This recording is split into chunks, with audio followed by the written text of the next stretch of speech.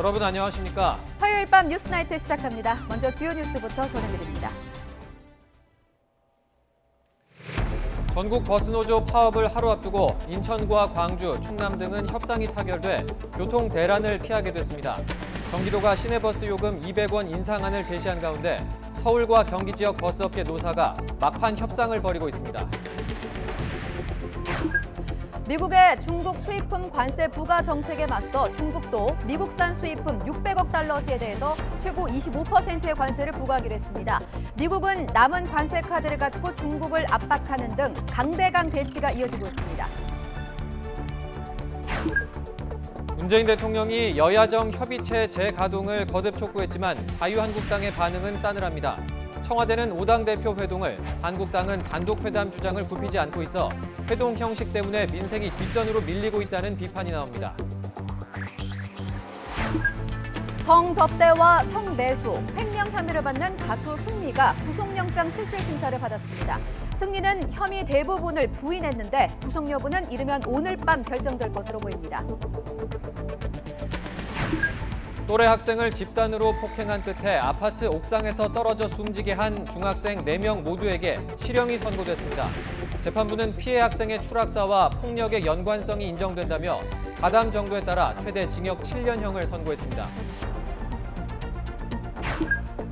조선의 대표적 사립교육기관인 도산서원과 소수서원 등 한국의 서원 9곳이 유네스코 세계문화유산에 등재될 것으로 보입니다.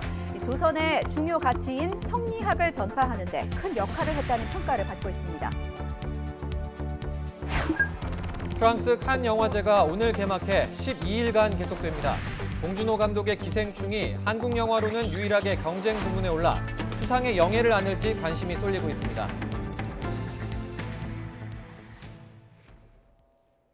네, 버스 파업을 하루 앞두고 인천과 광주처럼 협상이 타결된 곳이 속속 나오고 있습니다. 그렇지만 파업에 돌입하면 그 여파가 가장 심각한 서울은 노사 협상이 여전히 진통입니다. 취재기자 연결합니다. 이상순 기자.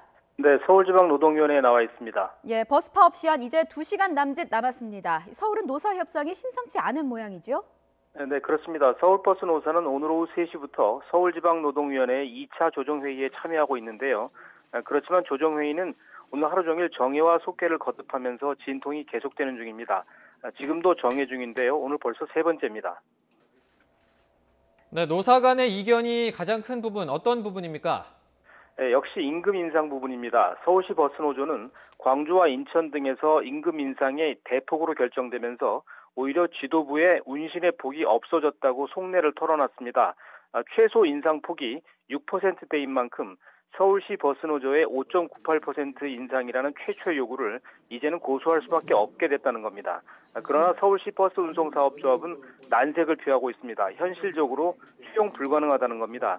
이에 대해 서울시 버스노조는 버스 준공영제에서 사실상의 당사자인 서울시가 직접 협상에 나서지 않으면 파업이 불가피하다고 목소리를 높이고 있습니다. 예, 그렇다면 서울시가 대책을 내놓는 겁니까? 네, 약 1시간쯤 전에 서울시 교통기획관 등 관계자들이 서울지방노동위원회에 도착을 해 있습니다. 서울버스노사 양측에 제시할 협상안을 들고 왔을 것으로 보이는데요. 과연 임금 인상폭과 정례 연장 여부 등에 대해서 서울시가 어떤 협상안을 내놓을지 주목되고 있습니다. 네, 그런 상황이 벌어지지 않길 바라야겠지만 만약에 오늘 협상이 결렬되면 어떻게 됩니까? 네, 서울시 버스노조는 오늘 밤 자정까지 합의에 이르지 못하면 내일 새벽 4시 첫 차부터 운행을 중단한다는 방침입니다. 파업에 들어갈 경우에 참여하는 버스는 마을버스를 제외한 서울 시내버스 61개 회사 7,400대입니다. 이에 따라 서울시는 지하철 막차 시간을 1시간 늦추고 출퇴근 집중 운행 시간을 연장하는 등의 긴급 대책을 세워놓은 상태입니다. 하지만 버스 파업이 현실화할 경우에 출퇴근길 혼잡이 극심할 것으로 보입니다. 네, 서울 말고도 경기도와 부산 등에서도 아직 노사 협상이 진행 중이죠? 예, 경기도는 오늘 200원에서 400원의 버스 요금 인상안을 확정 발표했습니다만 이와는 별도로 버스 노사가 임금 인상 등을 놓고 협상을 계속 벌이고 있습니다. 10시에 마지막 조정회의가 속개되는데요. 현재 파업을 예고한 버스는 589대로 양주와 용인, 과천, 안양 등 14개 시군을 운행하는 광역버스들입니다.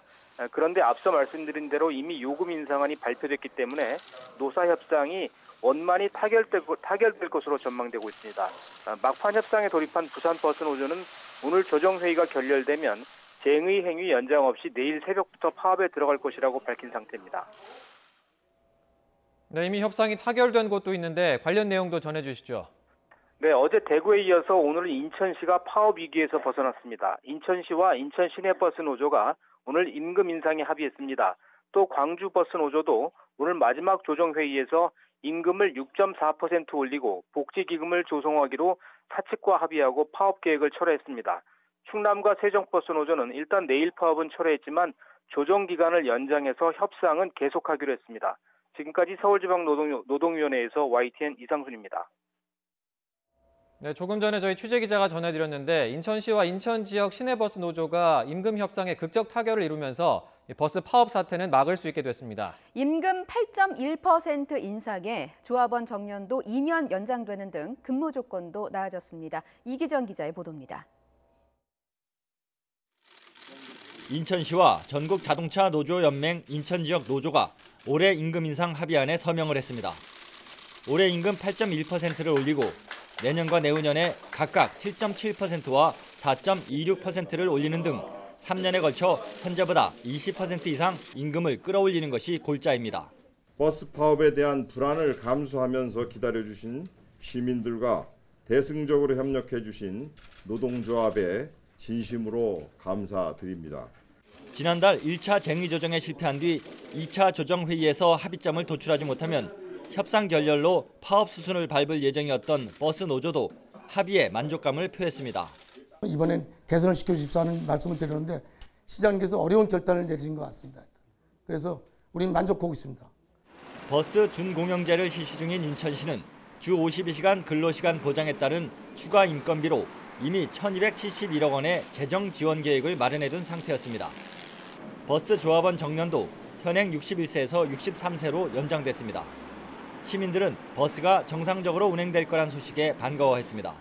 버스가 없으면 걸어 다녀야지 그 어떡하냐 이거예요. 예? 그렇지 않으면 택시 타고 다니거나. 버스 파업이 있을까 봐 제가 오늘 볼일 보러 나왔는데 안 한다고 소식을 들었어요.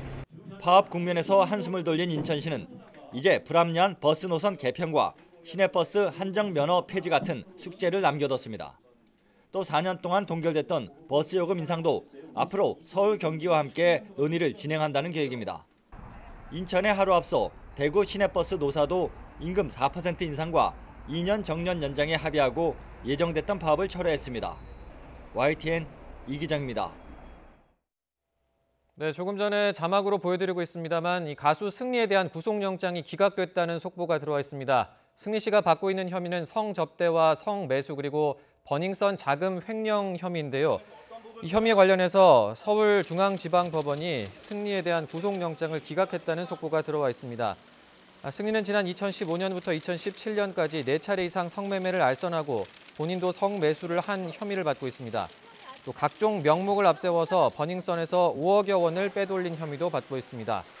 앞서 경찰이 구속영장을 신청한 이후로 이 승리가 18차례에 걸쳐서 그동안 조사를 받아왔다는 점에서 구속영장이 기각될 수도 있다 이런 전망이 나왔었는데 조금 전에 승리에 대한 구속영장이 기각됐다는 내용이 지금 속보로 들어와 있습니다. 경찰은 앞으로 보강 조사를 한 뒤에 영장을 재신청할지 여부를 검토할 것으로 보이는데요.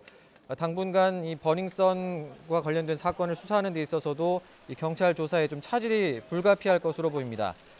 관련된 내용은 혹시 추가로 또 들어오면 저희가 정리해서 한번 전해드리도록 하겠습니다. 정부가 버스 파업을 막기 위해서 내놓은 대책 가운데 하나가 준공영제 도입 확대입니다. 국가가 버스 노선 허가와 면허 등을 관리하고 특히 운영 손실도 메워주는 게 핵심인데요. 결국 막대한 재원을 어떻게 마련할지가 관건입니다. 김현우 기자의 보도입니다. 경기도의 버스 요금 인상에 맞춰 중앙정부는 준공영제 확대 방안 카드를 꺼냈습니다. 광역버스, 즉 주로 경기도와 서울을 오가는 버스를 국가가 관리하는 국가사무로 전환하기로 했습니다. 현재 정부가 관리하는 M버스를 포함해 준공영제를 확대 추진하기로 한 겁니다.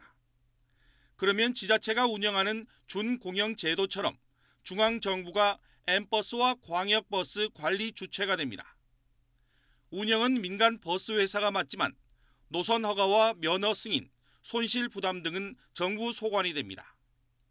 국토부는 광역버스 준공영제 도입을 위해 관련 기관에 연구 용역을 맡기고 그 결과를 토대로 추진하기로 했습니다. 우리가 지향해야 하는 것은 버스 교통에 있어서의 공공성을 높이는 길을 택하는 것이고 그것이 바로 준공영제이기 때문에 저희가 가능한 방안으로 광역 버스에서부터 이 준공영제를 도입하고 이와 함께 버스 공영 차고지와 벽지 노선 등을 정부 보조금 지원 대상으로 전환해 준공영제 확대에 따른 지자체 부담을 완화하기로 했습니다. 관건은 역시 재원 마련입니다. 준공영제를 시행하고 있는 서울시는 버스 적자분을 메우기 위해 해마다 2,500억 원가량을 버스 회사에 지원하고 있습니다. 요금 인상과 정부 재정 지원 확대 카드로 일단 급한 불은 껐습니다. 하지만 그만큼 국민의 세금 부담은 늘 수밖에 없다는 비판은 피할 수 없어 보입니다. YTN 김현우입니다. 미중 무역 전쟁 보복 난타전으로 흐르고 있습니다. 미국 정부는 추가로 중국 수입품의 관세 폭탄을 예고했는데 거의 전 품목에 해당합니다. 이렇게 미국이 압박 수위를 높이자 중국도 반격을 초래할 것이라며 강하게 반발하고 있습니다. 김영수 기자가 보도합니다. 미국 무역 대표부가 25%의 고율 관세를 부과할 3천억 달러 규모의 중국산 수입품 목록을 발표했습니다. 의류와 신발은 물론 휴대전화와 랩톱, 태블릿 컴퓨터까지 무려 3,800여 개 품목이나 됩니다. 미국은 합의가 이루어지지 않으면 이들 제품에도 관세 폭탄을 매기겠다며 중국을 압박하고 있습니다. 지난해와 올해 부과한 2,500억 달러의 제품까지 합하면 중국은 거의 모든 미국 수출품에 관세 폭탄을 맞게 됩니다. 트럼프 대통령은 협상 성패가 앞으로 3, 4주 안에 판가름 날 것이라면서도 낙관적인 전망을 피력했습니다. Steve just got back from China. We'll let you know in about 3 or 4 weeks whether or not it was successful. You never really know, right? But I have a feeling it's going to be very successful. 다음 달부터 600억 달러 규모의 미국산 수입품에 25%의 보복 관세를 부과하기로 한 중국도 반발의 강도를 높이고 있습니다. 특히 외국 기업의 기술 이전 강요 행위를 못하도록 법으로 명문화해달라는 미국의 요구는 주권 침해 수준이라며 반발하고 있는 것으로 전해졌습니다. 왕이 외교부장은 미국이 극한의 압박을 시도하면 반격을 초래할 것이라고 경고했습니다. 中方采取的举措不仅是在维护我们应有的利益，也是在维护多边贸易体制的基本的规则。 미국과 중국이 워싱턴 협상 결렬 이후 강대 강으로 맞서면서 양국의 무역 갈등이 다시 확전 양상으로 번지고 있습니다. YTN 김영수입니다. 미국과 중국의 무역 전쟁 속에 중화권 증시와 일본 증시가 일제히 하락세로 마감했습니다. 상하이 종합지수는 전 거래일보다 0.69% 하락한 2,883.61로 거래를 마쳤고 선전성분지수는 0.71% 내린 9,038.36으로 장을 마감했습니다. 일본 증시도 6거래일째 내리막길을 탔는데요. 대표지수인 니케이지수는 전날 종가 대비 0.59% 빠진 21,067.23으로 거래를 마쳤습니다. 도널드 트럼프 미국 대통령이 백악관에서 국내 대기업 총수로는 처음으로 신동빈 롯데그룹 회장을 면담하고 대규모 투자에 대해서 감사의 뜻을 밝혔습니다. 트럼프 대통령은 백악관 집무실에서 신 회장을 면담한 뒤 트위터를 통해 신 회장을 맞이하게 돼 매우 기쁘다며 면담 사진을 올렸습니다. 트럼프 대통령은 롯데그룹이 루이지애나에 31억 달러를 투자했다며 한국 기업으로부터 받은 최대 규모의 투자이며 미국민을 위한 일자리 수천 개를 만들었다고 강조했습니다. 또래로부터 집단 폭행을 당하던 중학생이 아파트 옥상에서 떨어져 숨진 인천 중학생 추락 사건 기억하시죠? 가해자인 중학생 4명 모두에게 실형이 선고됐습니다. 송재인 기자입니다. 지난해 11월 인천의 한 아파트 화단에서 14살 A군이 숨진 채 발견됐습니다. 또래인 중학생 4명이 옥상에서 무차별 폭행을 가하자 이를 피하려고 뛰어내렸다가 변을 당한 겁니다. 학생이 떨어져 있다고 주민이 왔더라고요. 허겁지겁 다리도 만져보니까 얼음장 갖고 죽은 것 같다고 내 주민들한테 그랬어요. 한 달 뒤 재판에 넘겨진 가해 학생들. 자신들의 폭행과 A군의 사망은 연관성이 없다며 혐의를 부인했습니다. 하지만 재판부는 A군이 스스로 목숨을 끊은 게 아니라 폭행 행위의 결과로 숨졌다고 판단했습니다. 폭행에서 벗어나기 위해 죽음을 무릅쓰고 옥상 3m 아래 에어컨 실외기로 뛰어내리다가 중심을 잃고 추락했다는 겁니다. 1시간 20분 가까이 이어진 폭행의 이유는 A군이 가해 학생 부모를 험담했다는 것. 재판부는 이들이 수긍하기 힘든 이유로 성인도 견디기 힘든 폭행을 저질렀다고 질타했습니다. 그러면서 끔찍한 범행에는 응당한 벌이 필요하다며 범행 가담 정도에 따라 장기징역 7년부터 단기징역 1년 6개월까지 실형을 각각 선고했습니다. 재판부는 가해 학생들을 충분히 교육하지 못한 우리 사회 또한 이 사건에 책임이 있다고 지적하며 선고를 마쳤습니다. YTN 송재인입니다. 검찰 수사단은 김학의 전 법무부 차관에 대해 뇌물 혐의로만 구속영장을 청구했습니다. 사건의 발단인 성범죄 의혹과 관련해서는 수사가 더 필요하다고 판단한 것으로 보입니다. 김 전 차관의 구속영장 심사는 모레 열립니다. 조성호 기자의 보도입니다. 검찰이 김학의 전 법무부 차관의 구속영장을 청구하면서 적시한 죄명은 뇌물입니다. 건설업자 윤중천 씨와 부동산업자 최모 씨로부터 부정한 청탁과 함께 모두 1억 6천만 원을 받은 혐의입니다. 검찰은 김 전 차관이 윤 씨 소개로 만난 여성들과 여러 차례 성관계한 사실도 확인했습니다. 윤 씨가 성접대를 한 것으로 판단해 뇌물 혐의의 일부로 추가했습니다. 하지만 별장 동영상 등으로 불거진 성범죄 의혹 관련 혐의는 영장 청구서에 담지 않았습니다. 동영상 속 피해자라고 주장하던 여성이 최근 자신이 아닐 수 있다고 진술을 번복하면서 상대 여성이 누군지는 끝내 밝히지 못했습니다. 피해를 주장하는 또 다른 여성은 김 전 차관과 무고 여부를 놓고 고소전까지 벌이면서 수사에 변수가 많습니다.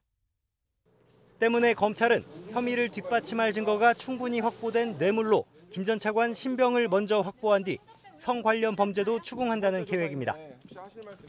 김 전 차관은 윤 씨를 알지도 못한다며 여전히 모르쇠 전략을 펴고 있습니다. 윤 씨와 관계를 인정하는 순간 물꼬가 터질 뇌물, 성범죄 의혹 관련 질문을 피하려는 꼼수란 분석입니다. 김 전 차관으로선 혐의를 부인하기 위한 일종의 마지노선인 셈입니다.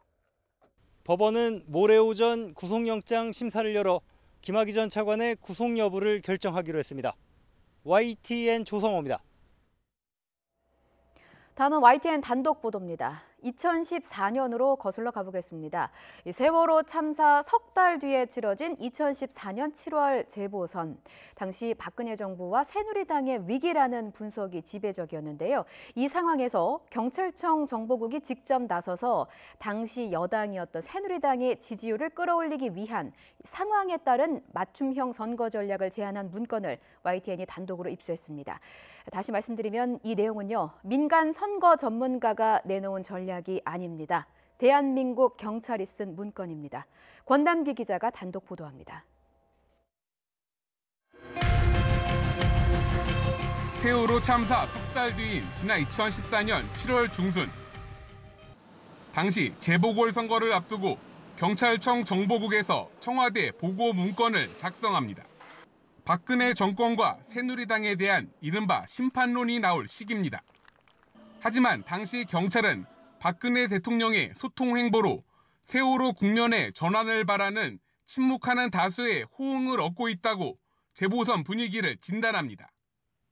경찰은 이어 박 전 대통령의 호감도를 끌어올려 여당의 지지세를 견인해야 한다며 아예 대놓고 구체적인 선거 전략을 짜놓습니다.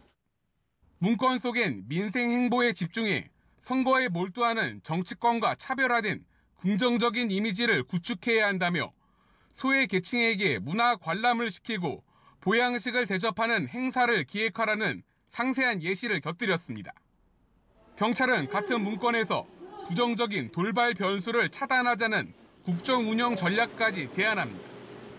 당시 문창극 국무총리 후보자 등 총리 후보자들이 잇따라 낙마했는데 경제 활성화나 통일준비위원회 발족 등을 진두지휘해 인사에 쏠린 관심을 돌려야 한다는 겁니다. 또 청와대가 정부 인사들의 실언 등을 엄중하게 경고해야 한다는 나름의 충언도 이어집니다. 정보경찰의 문건엔 여당 우세 지역을 구체적으로 꼽아놓은 지역별 선거 판세 분석도 포함됐습니다. 결국 여당의 선거 승리를 위한 박 전 대통령의 행동 전략을 분석한 셈인데 경찰은 문건 곳곳에 대통령님이라는 깍듯한 존칭을 잊지 않았습니다. YTN 권단기입니다. 국방부는 5.18 민주화 운동 당시 전두환 전 대통령이 직접 사살 명령을 내렸다는 증언과 관련해 앞으로 출범할 진상규명조사위원회에서 사실 여부를 확인할 것이라는 입장을 밝혔습니다. 최현수 국방부 대변인은 오늘 정례 브리핑에서 어제 국회에서 나온 5.18 관련 증언은 추가 확인이 필요하다며 진상규명조사위원회가 구성된 뒤에 조사가 시작돼야 협조할 수 있을 것으로 본다고 말했습니다. 국방부는 5.18 민주화운동 진상규명조사위원회 출범 준비를 지원하는 태스크포스를 지난해 3월부터 운영하고 있지만 아직 위원회 구성도 이뤄지지 못하고 있습니다. 앞서 주한미군 정보요원 출신인 김용장 씨는 어제 여의도 국회의원회관에서 열린 기자회견에서 전두환 씨가 1980년 5월 21일 광주를 방문했다며 이때 사살 명령을 내린 것으로 추정한다고 증언했습니다. 문재인 대통령이 국회 파행으로 늦어지고 있는 추경안과 민생법안 처리와 관련해 야당의 협조를 거듭 촉구했습니다. 문 대통령은 정치가 대립하더라도 국민 삶과 국가적 문제 해결을 위해서 협력할 건 협력해야 한다고 밝혔습니다. 임성호 기자입니다. 문재인 대통령은 취임 3년차 들어 처음 주재한 국무회의에서 여야정 국정상설협의체를 재가동하자고 야권에 거듭 촉구했습니다. 지난주 특별 대담 이후 대변인을 통한 입장 발표에 이어 이달 들어서만 세 번째 요청입니다. 문 대통령은 정치가 대립하더라도 국민의 삶과 국가적 문제를 해결하기 위해 협력할 것은 협력해야 한다는 것이 국민의 바람이라고 말했습니다. 대외 경제의 불확실성에 선제적으로 대응하고 민생에 온기를 넣기 위해서는 여야를 넘어 초당적으로 힘을 모을 필요가 있습니다. 상설협의체와는 별도로 5당 대표들과의 회동도 다시 한번 제안했습니다. 문 대통령은 경제 활력 제고를 위한 추경안과 탄력근로제 개편안, 소방공무원 국가직 전환 등 시급한 현안을 논의하자고 강조했습니다. 안보 현안과 대북 인도적 식량 지원을 포함한 국정 전반에 대해 논의와 협력의 길을 열었으면 합니다. 문 대통령은 이어 취임 3년차 첫 외부 일정으로 중소기업인 대회를 찾아 중소기업들에 대한 아낌없는 지원을 약속했습니다. 대통령이 중소기업인 대회장에 참석한 건 지난 2008년 이후 11년 만으로 중소기업들의 혁신 성장을 지원하고 경제 활력을 끌어올리겠다는 의지를 나타낸 것으로 풀이됩니다. 정부의 경제 정책과 성과가 당장은 체감되지 않을 수 있습니다. 그러나 총체적으로 본다면 우리 경제는 성공으로 나아가고 있고 우리 중소기업도 매일매일 기적을 써내려가고 있습니다. 문 대통령은 특히 최저임금 인상과 주 52시간 근로제 같은 사회적 대타협이 필요한 사안에 대해서도 중소기업인들의 목소리에 귀 기울이겠다고 밝혔습니다. 문 대통령은 집권 3년차를 맞아 국정 성과를 내기 위해선 경제 현장의 활력 제고와 함께 국회 정상화가 뒷받침돼야 한다는 점을 정치권에 연일 강조하고 있습니다. YTN 임성호입니다. 이처럼 문재인 대통령이 여야 대표 회동과 여야정 협의체 재가동을 거듭 촉구했지만 핵심 당사자인 한국당의 반응은 여전히 싸늘합니다. 청와대는 5당 대표 회동을, 한국당은 단독 회담 주장을 굽히지 않고 있는데 회동의 형식이 민생을 뒷전으로 하고 첨예하게 맞붙을 쟁점인가를 두고 비판의 목소리도 나옵니다. 김영수 기자의 보도입니다. 더불어민주당 이해찬 대표는 정기 기자간담회에서 꽉 막힌 전국에 대한 고민을 털어놨습니다. 청와대 제안대로 여야 5당 대표가 만난 뒤 원할 경우 대통령과 별도 회동을 가지면 안 되겠느냐며 나름 중재안을 내놓기도 했습니다. 5당 대화를 통해서 폭넓은 국정을 논의하고 또 더 필요하다고 원하시는 당대표들은 또 1대1 대화도 할 수 있다 그런 뜻으로 이제 말씀하신 거고요. 하지만 한국당 황교안 대표는 이번에도 딱 잘라 거절했습니다. 1대1 대화를 통해서 진지한 논의가 되어야 되지 보여주기식 과거와 같은 이런 회담은 큰 의미가 없지 않느냐 그런 생각입니다. 여권에서는 이도 저도 안 되니 차라리 같은 날 잇따라 5당 대표 회동과 단독 회담을 여는 것 어떠냐는 의견도 나오지만 한국당은 이마저도 부정적입니다. 청와대와 민주당은 패스트트랙을 통해 확인된 여야 4당 공조를 깰 수가 없고 지지율 상승세에 힘입은 한국당 역시 이번만큼은 제1야당으로서의 존재감을 보여주겠다는 각오입니다. 마치 밀리면 끝이라는 비장함까지 엿보이는데 여야정 상설협의체 재가동도 마찬가지입니다. 이인영 원내대표는 여야 3당 참여로 돌파구를 열어보려 하지만 이번 주 내로 국회를 정상화하고 시정연설도 듣고 추경과 민생 법안을 본격적으로 국회가 다룰 수 있도록 전향적으로 임해 주실 것을 거듭 요청드립니다. 나경원 원내대표는 여전히 완강합니다. 당연히 교섭단체 대표들과 만나는 그런 여야정이 되어야 할 것입니다. 문재인 대통령께서는 한마디로 옹졸한 태도를 보이고 있다고 보입니다. 한국당 내부에서는 여전히 이참에 전국 주도권을 쥐고 총선까지 내달리자는 강경론이 작지 않지만 일부에서는 민생을 고리로 이제는 국회 복귀 시점을 고민해야 한다는 목소리도 흘러나옵니다. 법안 처리를 위한 본회의는 임세원법이 통과된 지난 4월 5일이 마지막이었습니다. 할 일은 뒤로하고 정치권이 5당이냐 단독 회동이냐 자존심 경쟁만 벌이고 있다는 비판이 고조되고 있습니다. YTN 김영수입니다. 앞서 속보로도 전해드렸습니다만 이 성접대와 성매수 그리고 버닝썬 자금 횡령 혐의를 받는 가수 승리에 대한 구속영장이 기각됐습니다. 그리고 같이 구속영장이 신청된 유인석 전 유리홀딩스 대표에 대해서도 영장이 기각됐는데요. 취재기자 연결해서 들어보겠습니다. 이동환 기자. 네, 사회부입니다. 네, 영장 기각 사유도 나온 것 같은데 자세한 내용 전해주시죠. 네, 잠시 전인 오늘 밤 10시쯤 가수 승리에 대한 구속영장이 기각됐습니다. 서울중앙지방법원은 주요 혐의인 횡령 부분은 다툼의 여지가 있고 나머지 혐의 부분도 증거인멸 등 구속 사유를 인정하기 어렵다며 승리에 대한 구속영장을 기각했습니다. 또 법원은 같이 구속영장이 신청된 유인석 전 유리홀딩스 대표에 대한 구속영장도 함께 기각했습니다. 승리는 지난 2015년부터 2017년까지 4차례 이상 성매매를 알선하고 본인도 성매수를 한 혐의를 받고 있습니다. 또 각종 명목을 앞세워 버닝썬에서 5억여 원을 빼돌린 혐의도 받습니다. 앞서 동업자인 유인석 전 유리홀딩스 대표와 유흥업소 종업원들은 성접대 혐의를 일부 인정했지만 승리는 부인했습니다. 앞서 승리에 대한 구속영장 실질심사는 오늘 오전 10시 반에 시작돼서 2시간 반 정도 진행됐습니다. 승리는 검은 정장 차림의 굳은 표정으로 법원에 출석했는데요. 오늘 법원의 신문 과정에서도 승리는 이런 혐의 대부분을 부인한 것으로 알려졌습니다.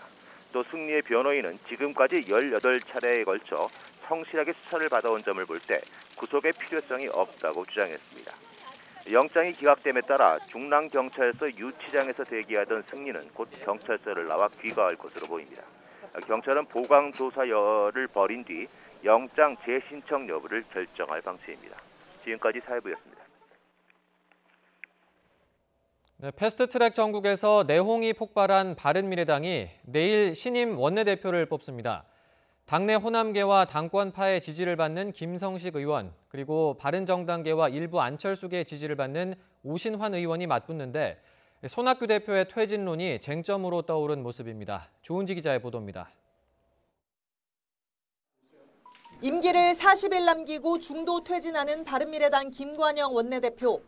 패스트트랙 열차를 탄 선거법과 사법개혁안을 꼭 마무리해달라는 말을 남겼습니다. 사보임으로 상처를 남긴 게 아쉽다면서도 남은 기간 법안을 다듬어 민생국회를 만들도록 애써달라고 했습니다. 본회의장에서 그대로 표결에 임하는 것은 최악의 경우라고 생각합니다. 패스트트랙은 협상의 시작이다. 후임을 노리는 재선 오신환, 김성식 의원도 패스트트랙 협상을 강조하고 있어 논의 자체가 좌초될 가능성은 크지 않습니다. 다만 두 후보 모두 당내 갈등을 봉합하기 위해 무리했던 국회 사법개혁특별위원회 위원 사보임을 원상복구하기로 한 만큼 향후 논의 과정에도 영향을 미칠 전망입니다. 손학규 대표 거취에 대한 입장은 극과 극입니다. 오신환 후보가 손 대표 심판론을 내걸고 즉각 퇴진을 내세운 반면 김성식 후보는 통합을 앞세워 혁신위원회를 꾸려 단계적인 리더십 재창출을 주장하고 있습니다. 이대로 있으면 죽는다. 우리가 사는 길을 선택해야 된다라고 생각하고 내년 총선을 준비해야 되는데 지금 이대로 안주돼 있는 현재 손학규 당대표 체제로는 불가능하다는 게 대부분 구성원들의 생각입니다. 혁신위원회를 합의로 만들어서 거기에서 리더십 문제를 포함한 모든 문제를 논의해서 결정을 하면 거기에 따라 당이 단합하면서 혁신하는 것이 좋겠다. 원내대표 경선이 손학규 재신임 표결이 된 모양새인데 옛 바른정당과 국민의당의 고정표가 확실한 상황에서 결국 안철수계 여성 의원 4명의 표심이 캐스팅 보트입니다. 13표만 얻으면 되는데 한두 표 차이로 희비가 엇갈릴 거라는 전망이 나오기 때문입니다. 누가 지휘봉을 잡느냐에 따라 바른미래당의 미래가 요동칠 수 있습니다. 또 선거법 논의 등 향후 새 얼굴이 담당할 얼음정국의 정상화 해법에도 국회의 시선이 쏠립니다. YTN 조은지입니다. 박상기 법무부 장관이 어제 수사권 조정안에 보완책을 마련하겠다며 전국 검사장들에게 이메일을 보낸 것과 관련해서 문무일 검찰총장은 충분치 않다는 입장을 내비쳤습니다.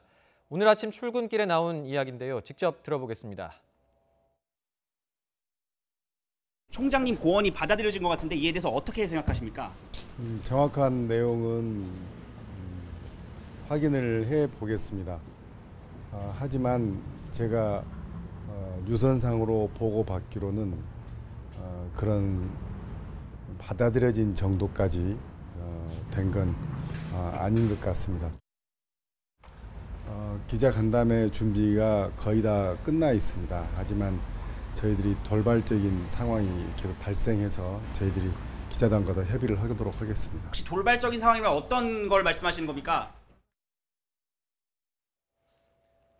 민감용 경찰청장은 논란이 된 수사권 조정안과 관련해 국민의 요구와 정부 합의안을 거쳐 국회에서 의견이 모아진 수사구조 개혁의 기본 원칙은 지켜져야 한다고 말했습니다.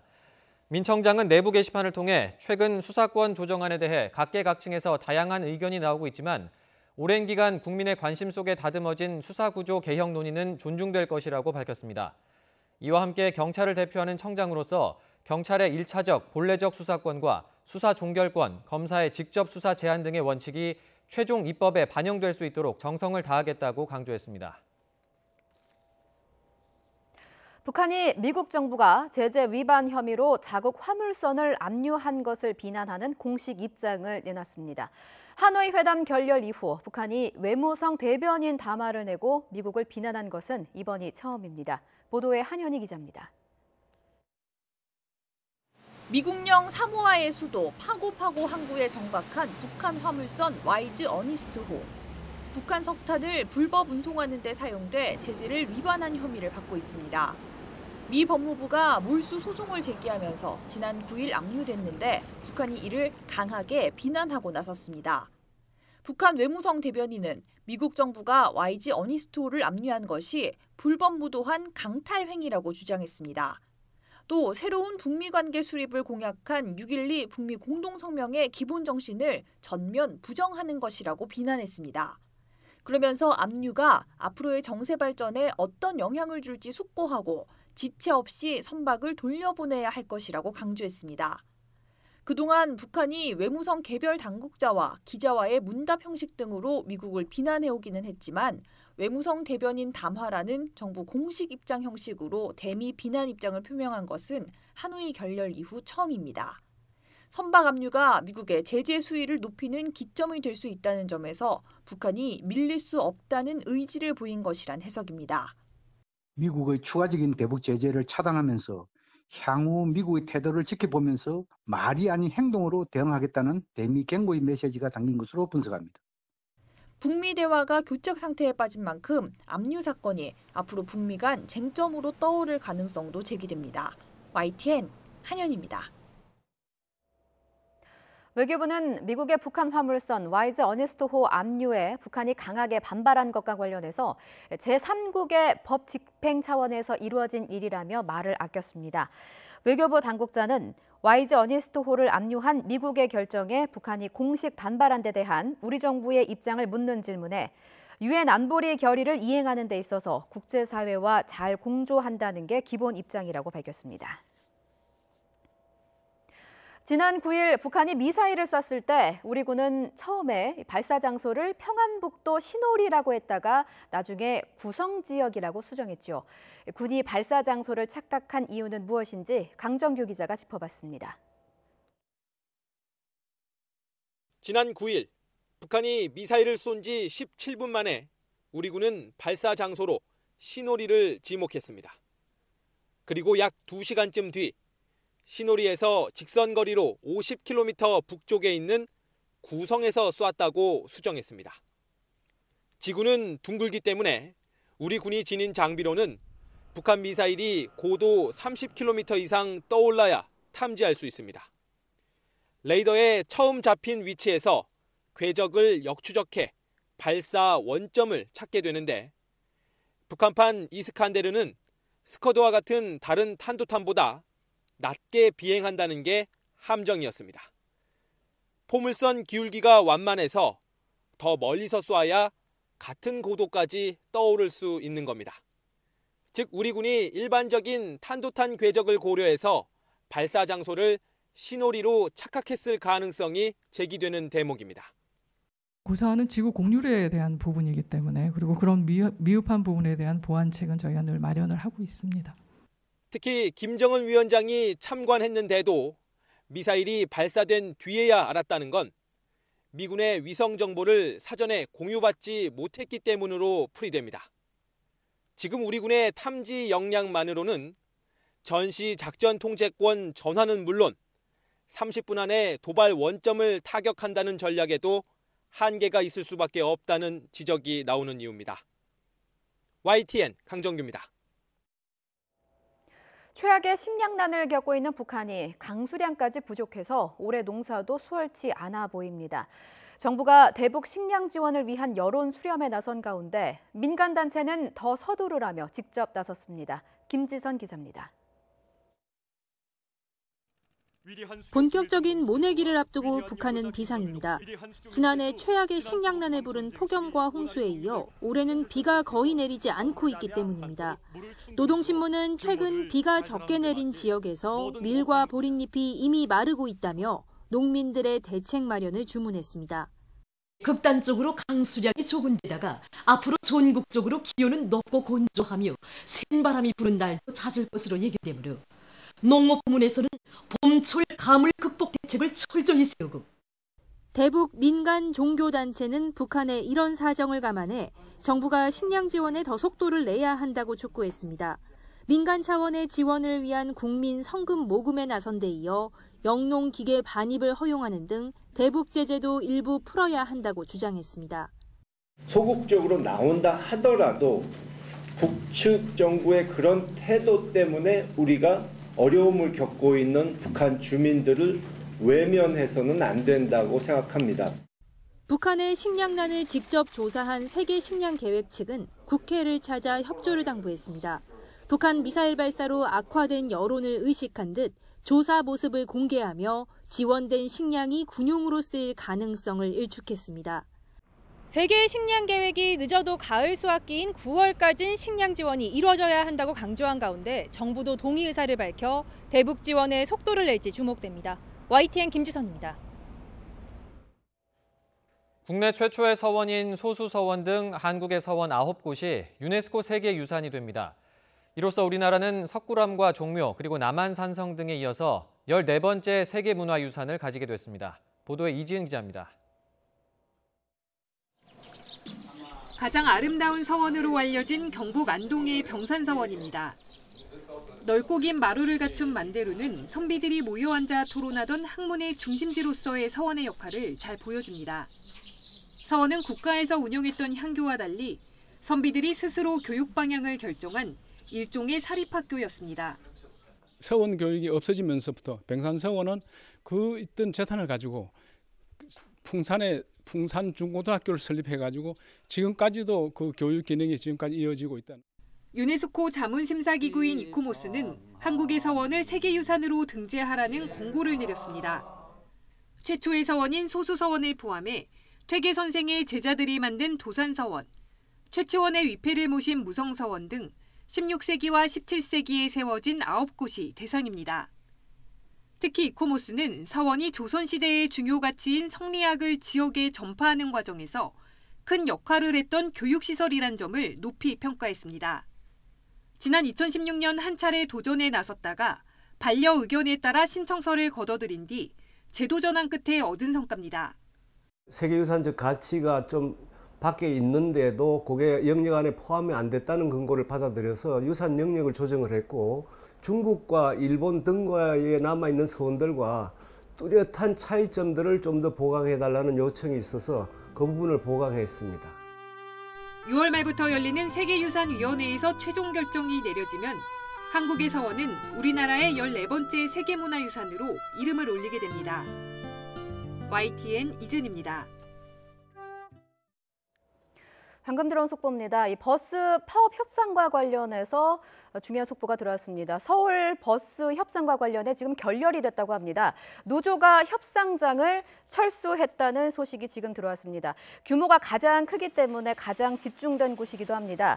오늘 오후 3시부터 서울지방노동위원회에서 막판 협상이 시작이 됐는데 정해와 속개를 거듭하면서 협상이 진통을 겪고 있던 상황이었습니다. 양측에서는 교섭위원이 각각 4명씩 참석을 해서 협상이 진행 중이었고요.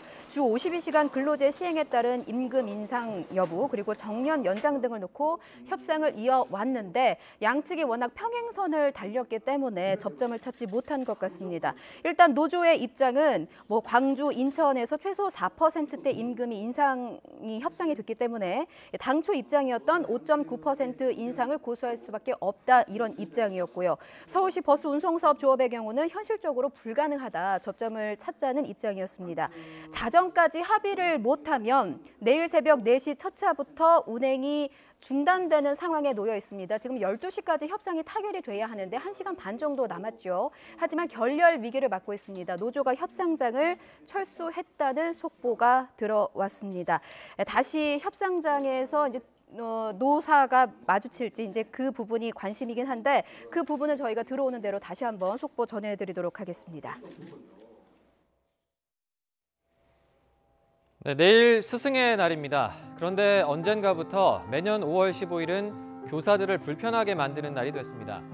아예 하루 쉬는 게 낫겠다고 판단한 학교들도 있는데 교육부 집계에 따르면 전국 초중고교 가운데 약 5.8%인 694개 학교가 스승의 날인 내일 재량 휴업에 들어갑니다. 지난 2016년 부정청탁금지법, 이른바 김영란법이 시행되면서 스승의 날은 더욱 부담스러운 날이 됐는데요. 예를 들어서 생화 카네이션을 전교 회장이나 반장 같은 학생 대표가 공개적으로 교사에게 주는 건 괜찮지만 학생 개인이나 학부모가 주는 건 안 됩니다. 또 학생들이 돈을 모아서 교사에게 선물하는 건 5만 원 이하라도 허용되지 않는데요. 이와 함께 권익위는 기간제 교사의 경우 교원에 해당해서 김영란법에 적용 대상이 되지만 방과 후 교사는 교원이 아니라서 적용 대상이 되지 않는다는 해석을 내놔서 씁쓸한 마음마저 들게 합니다. 중등교사 노조는 스승의 날을 법정 기념일에서 제외하고 민간 기념일로 바꿔달라고 교육부 장관에게 요청하기도 했습니다. 법정 기념일이라서 학교에서 마지못해 행사를 치르는 고욕의 날이 됐다며 본래 스승을 공경하는 취지를 살려달라는 겁니다. 또 스승의 날이 아니라 교사의 전문성과 지위를 향상하기 위한 교사의 날을 제정해달라고 덧붙였습니다.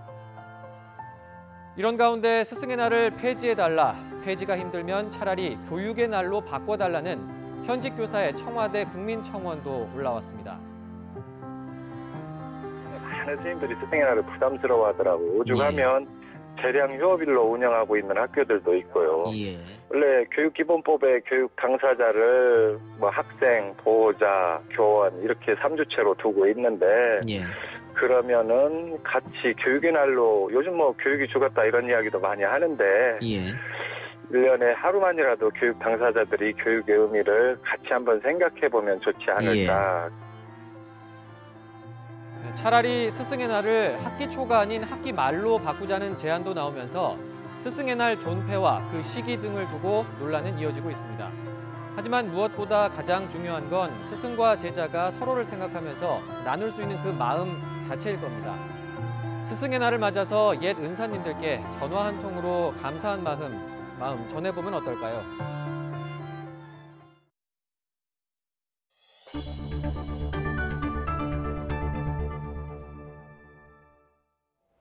뉴스나이트 함께하고 계십니다. 대형 산불이나 태풍같이 촌각을 다투는 재난 위기 상황에서 방송의 신속하고 정확한 정보 전달은 생명줄과도 같습니다.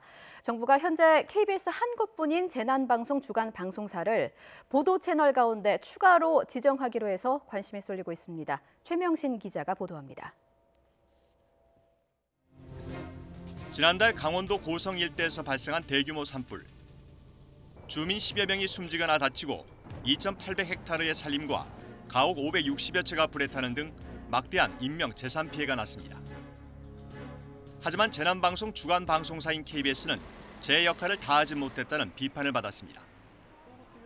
산불 특보를 제때 편성하지 않은 데다 강릉에 있는 취재기자가 마치 고성 산불 현장에 있는 것처럼 허위 방송을 해 방통위로부터 중징계를 받았습니다. 정부는 재난 상황에서 방송의 역할이 중요하다고 보고 재난방송 주간 방송사를 추가 지정하기로 했습니다. YTN과 같은 뉴스 전문 채널이 대상입니다. 재난방송 주간 방송사를 24시간 뉴스 채널을 대상으로 추가로 지정하는 방안과 지역방송의 재난방송 시스템을 보강하는 방안을 검토하고 재난방송 주간 방송사 추가 지정은 법 개정을 거쳐 빠르면 올 가을쯤 결정될 것으로 보입니다. 정부는 앞으로 재난대책 컨트롤타워인 행안부에서 재난방송을 요청하도록 일원화하고 방통위와 과기정통부가 크로스체크하도록 했습니다. 또 방송사의 제어가 심사에서 재난방송이 충실하게 이루어졌는지 여부를 평가에 반영하기로 하는 등 모든 방송사의 재난방송 책임을 한층 강화하기로 했습니다. YTN 최명신입니다. 최근 강원도 삼척의 한 고등학교에서 치러진 3학년 중간고사 답안지 일부를 무단으로 고친 사람은 이 학교 학생인 것으로 드러났습니다. 강원도 교육청은 학생의 자백을 받은 학부모가 이 같은 사실을 학교에 알렸고 경찰에 자수하기로 했다고 밝혔습니다. 앞서 해당 학교는 이달 초에 실시한 중간고사에서 고3 학생 10여 명의 영어, 국어 과목의 일부 서술형 답안지가 시험 이후 몰래 고쳐진 것이 확인되자 경찰에 수사를 의뢰했습니다. 차량 공유 서비스를 이용해서 차를 빌린 뒤에 고속도로를 무면허로 운전한 고등학생이 경찰에 적발됐습니다. 경남지방경찰청 고속도로 순찰대는 지난 9일 경남 창원시 마산회원구에 있는 주차장에서 차량 공유 서비스를 이용해 SUV를 빌린 뒤에 30km가량을 운전한 혐의로 16살 이모 군과 이를 방조한 혐의로 16살 박모 군을 불구속 입건했습니다. 고속도로를 시속 180km로 달리던 이 군 등은 암행 순찰차에 적발됐고 아버지 명의의 휴대전화를 사용해서 차를 빌린 것으로 드러났습니다. 청와대 국민청원 게시판에 동생이 청소년들에게 폭행을 당했다는 거짓 글을 올린 20대가 검찰에 넘겨졌습니다. 경기 남부지방경찰청은 지난 2월 동생이 돈을 빌려주지 않았다는 이유로 청소년들에게 집단 폭행을 당했다고 주장하는 글을 국민청원 게시판에 올린 혐의로 A씨를 기소 의견으로 송치했습니다. 글을 올린 지 사흘 만에 9만 8천여 명이 동의하면서 경찰이 사실 확인에 나섰지만 가짜로 드러났으며 A씨는 현행 소년법 폐지를 위해서 가짜 글을 올렸다고 경찰에 진술했습니다. 칸 국제영화제가 현지 시각으로 오늘부터 12일 동안 열립니다. 한국 영화로는 봉준호 감독의 기생충이 유일하게 경쟁 부문에 이름을 올렸는데 수상 여부가 관심입니다. 최도희 기자의 보도입니다. 가장 큰 관심은 봉준호 감독 영화 기생충의 본상 수상 여부입니다. 이 작품은 백수가족의 장남 기우가 고액과의 면접을 위해 박사장네 집에 발을 들이면서 시작되는 두 가족의 만남을 그렸습니다. 본상 수상을 놓고 경쟁할 작품들의 면면은 막강합니다. 켄 로치나 다르덴 형제 등 황금종려상을 받은 적이 있는 세계적인 거장들의 작품이 대거 포진해 있습니다. 그렇다 보니 옥자에 이어 두 번째로 경쟁 부문에 진출한 본 감독이 스스로 수상 가능성이 크지 않다고 말했을 정도입니다. 수상 가능성은 크지 않습니다. 별로 없습니다. 어마어마한 감독님들이 다 포진해 계셔서 그 틈바구니에 끼인 것으로도 영광스럽게 생각하고, 하지만 아시아 영화는 21편 가운데 단 2편뿐이라는 점에서 깜짝 수상 가능성도 제기됩니다. 기생충이 쟁쟁한 경쟁작들 틈바구니에서 낭보를 전할 경우 한국 영화로는 9년 만의 쾌거를 이루게 됩니다. 이 밖에도 한국 영화는 마동석 주연의 악인전이 비경쟁 부문인 미드나잇 스크리닝 부문에 초청됐습니다. 작품을 그래도 권위 있는 영화제에서 인정을 해줬다는 점에서 너무 감사하죠. 감사하고 행복하고. 유명 폭력 조직의 보스와 강력반 형사가 연쇄살인범을 잡기 위해 힘을 합친다는 범죄 액션 영화로 할리우드 리메이크도 일찌감치 결정됐습니다. 다른 액션들도 나오고 좀 더 큰 분위기에서 한번 펼쳐보는 것도 굉장히 좋다고 생각해서 많이 기대해 주시면 바로는 안 나오겠지만 열심히 노력해서 언젠가 꼭 보여드리고 싶습니다. 연재관 감독은 불법 체류자 실화를 토대로 한 단편 영희로 학생 단편 경쟁 부문에 초청됐습니다. YTN 최두입니다. 알아두면 욕이 난 뉴스나이트가 정리했습니다. 알아요 시작합니다. 올해 2학기 국가장학금 1차 신청이 내일부터 시작됩니다. 한국장학재단 홈페이지나 앱에서 24시간 가능한데요. 마감일인 다음 달 13일은 오후 6시까지 신청할 수 있습니다. 재학생은 원칙적으로 1차 기간에 신청해야 합니다. 학기당 12학점 이상, 또 학점이 B 이상이어야 하지만 기초생활수급자의 경우에는 학점이 C 이상이면 된다고 하니까 참고하시기 바랍니다. 서울시 교육청이 오는 2학기부터 시범적으로 일부 교사들에게 업무용 휴대전화를 지급합니다.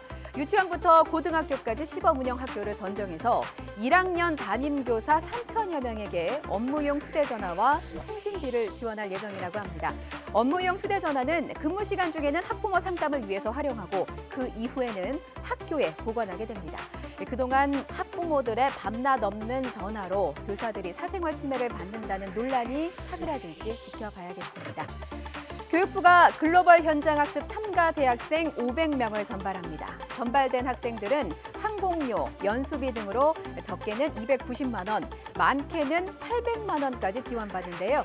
각 대학은 다음 달 첫째 주까지 참가자를 최종 선발하는데 저소득층 등 취약계층 학생을 30% 우선 뽑게 됩니다.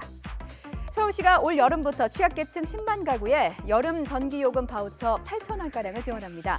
하반기 에너지 비용 지원을 하는 건 이번이 처음인데요. 9월까지 소진하지 못한 금액은 겨울철 난방비 바우처로 자동으로 전환됩니다. 여름 바우처를 받으려면 오는 22일부터 전기료 고지서를 갖고 동주민센터를 방문하면 됩니다. 올해 A형 간염이 기승을 부리는 가운데 인천시가 A형 간염 확산을 막기 위해서 무료로 예방접종을 실시합니다. 대상은 A형 간염 환자의 동거인 같은 밀접 접촉자들 가운데 역학조사를 거쳐서 선정됩니다. A형 간염은 주로 오염된 손이나 음식, 소변 등을 통해서 입을 거쳐 감염이 됩니다. 손 씻기, 음식 익혀먹기 등 개인위생 각별하게 신경 써주십시오. 다양한 실패 경험을 나누고 재도전을 응원하는 박람회가 있습니다. 실패 박람회인데 내일 강원도 춘천을 시작으로 9월까지 전국 5개 지역에서 열립니다. 박람회장에는 고용노동부 등 6개 부처와 지자체들이 소상공인 지원, 경력단절 여성 지원 등 취업과 창업 재도전을 위한 다양한 상담을 지원합니다. 서울에서는 9월에 종합박람회가 열릴 예정입니다. 실패는 성공의 징검다리죠. 여러분의 도전을 응원하는 뉴스나이트 알아요였습니다.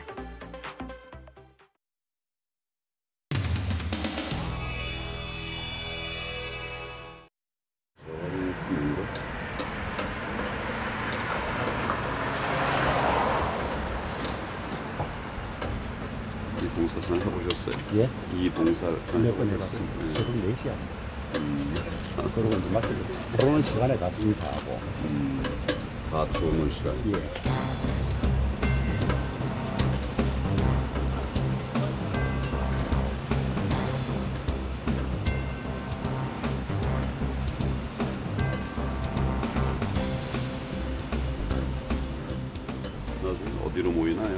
들어오는 시간이라는 게 그 처리장이 있습니다. 자원 순환 처리장이라고 큰 데가 있습니다.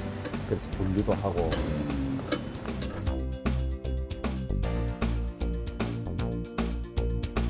그래요? 네, 맞습니다. 옷 하나 좀 준비하세요. 예,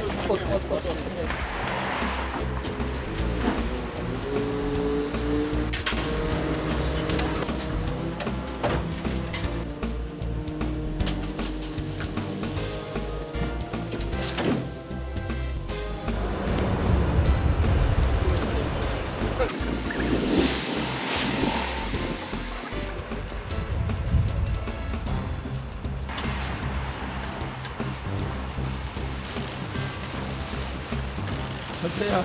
하셔야 될 것 같아요.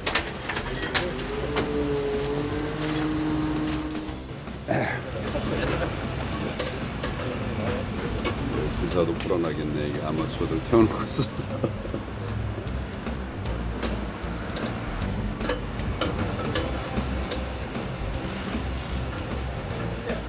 천천히 가주는 거라 빨리 가는 거. 빨리 가도 됩니다. 빨리 가도 됩니다.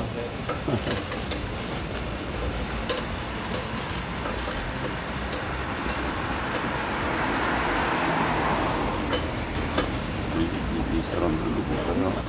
지금 옆에 있는 젊은 사람. 젊은 사람? 네, 아까 지금 일하는 사람. 요 입고 일하는 네, 그게 야원입니다. 근데 요 담당 구간 젊어 보였어. 예? 젊어 보였어. 예.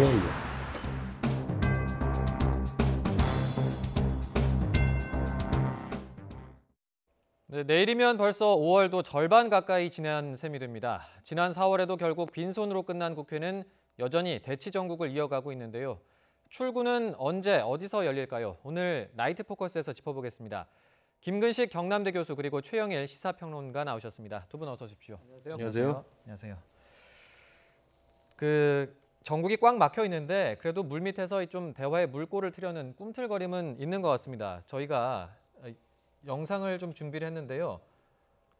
그 영상을 보기 전에 저희가 앞서 가수 승리의 구속영장이 기각됐다는 소식 전해드렸는데 지금 이제 귀가하는 모습 보고 계십니다. 직접 성매매한 거 정말 부인하십니까? 다른 혐의도 일체 부인하세요? 그럼 구속영장 신청이 지나쳤다고 생각합니까? 구속영장 기각되셨는데 떳떳하십니까? 직접 성매매 혐의 인정 안 하세요? 네, 지금 가수 승리가 서울 중랑경찰서에서 오늘 오전에 서울중앙지방법원에서 구속영장 심사를 받고 서울 중랑경찰서 유치장 안에서 대기하고 있었습니다. 앞서 이제 구속영장이 기각되면서 집으로 귀가하는 모습을 지금 보고 계신데요. 저희 취재진이 가서 질문을 했지만 혐의를 인정하느냐 이런 부분에 대해서 질문했지만 아무 말도 하지 않고 차를 타고 귀가하는 모습을 보셨습니다. 다시 한번 지금 보여드리고 있는데요. 한 말씀 해주실 수 있을 것 같은데 한 말씀 해주고 가시죠. 한 말씀만 부탁드립니다. 직접 성매매한 거 정말 부인하십니까? 다른 혐의도 일체 부인하세요? 그럼 구속영장 신청이 지나쳤다고 생각합니까? 구속영장 기각되셨는데 떳떳하십니까? 직접 성매매 혐의 인정 안 하세요?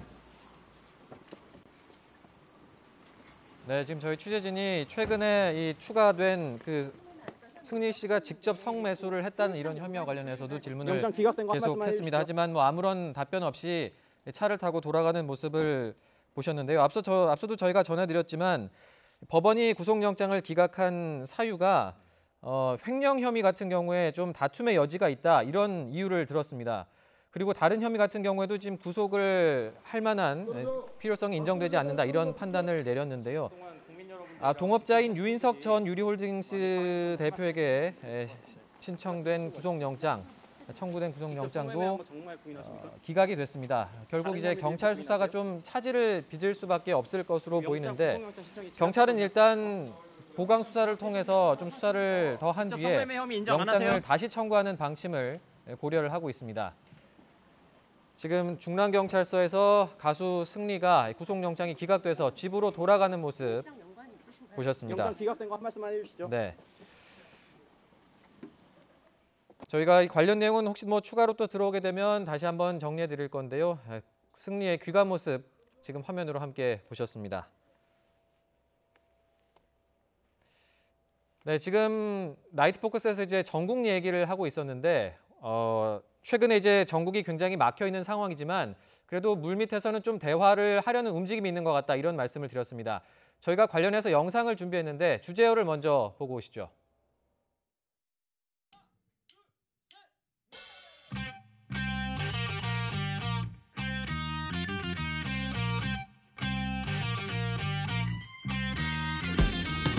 우리 지금 만나. 당장 만나. 우리 지금 만나. 된다면 짤 사주는 예쁜 누나가 짤 사주는 예쁜 누나가 되는 거가 있다. 이렇게 말씀을 드리려고 했는데 밥도 잘 먹고 말씀도 잘 듣고 그렇게 하도록 하겠습니다. 우리 지금 만나. 당장 만나. 우리 지금 만나. 당장 만나. 어떤 얘기 나올까요? 전국 전반에 대해서 논의를 했고 현재 패스트트랙에 대해서 어떻게 생각하시는지 또 그것을 어떤 식으로 풀 것인지 뭐 이런 이야기를 좀 들어보는 시간이었습니다. 심탄회하게 이야기를 나누는 시간이었습니다. 왜 그러는데? 아니 내가 기가 뜨거워가지고 그냥 전화기를 왼쪽에 댔다 왼쪽에 댔다 이게 뭐야 이게? 진짜 몇 날 며칠을 고민하다 내가 정말 큰맘 먹고 내가 물어보는. 네, 이른바 짜장면 회동을 한 건데 지난 9일 그 이인영 원내대표와 상견례할 때 밥 잘 사주는 누나가 되겠다 이런 약속을 나경원 원내대표가 좀 지킨 셈이죠? 지켰어요. 그런데 이제 이인영 원내대표 입장에서는 자신이 이제 나이로 연배로 동생이다. 그래서 밥 잘 사주는 예쁜 누나가 되겠다라는 이 선언을 놓치지 않고 그 밥 사주세요라고 이제 때를 썼다는 거죠. 먼저 사달라고. 그래서 거죠. 나경원 또 원내대표는 쾌히 사주기로 약속을 했으니 그 약속을 이제 지킨 셈인데 아마 계속 먹게 될 가능성이 있어요. 이 농담입니다만 이인영 원내대표가 면은 밥이 아니지 않습니까? 다음에 밥을 한번 사주시죠. 그러면 또 이제 한번 정식을 사게 될 수도 있지 않을까. 근데 저는 좋은 모습으로 보입니다. 왜냐하면 사실은 나경원 원내대표는 이 회동 이후에 다소 좀 쌀쌀한 모습입니다.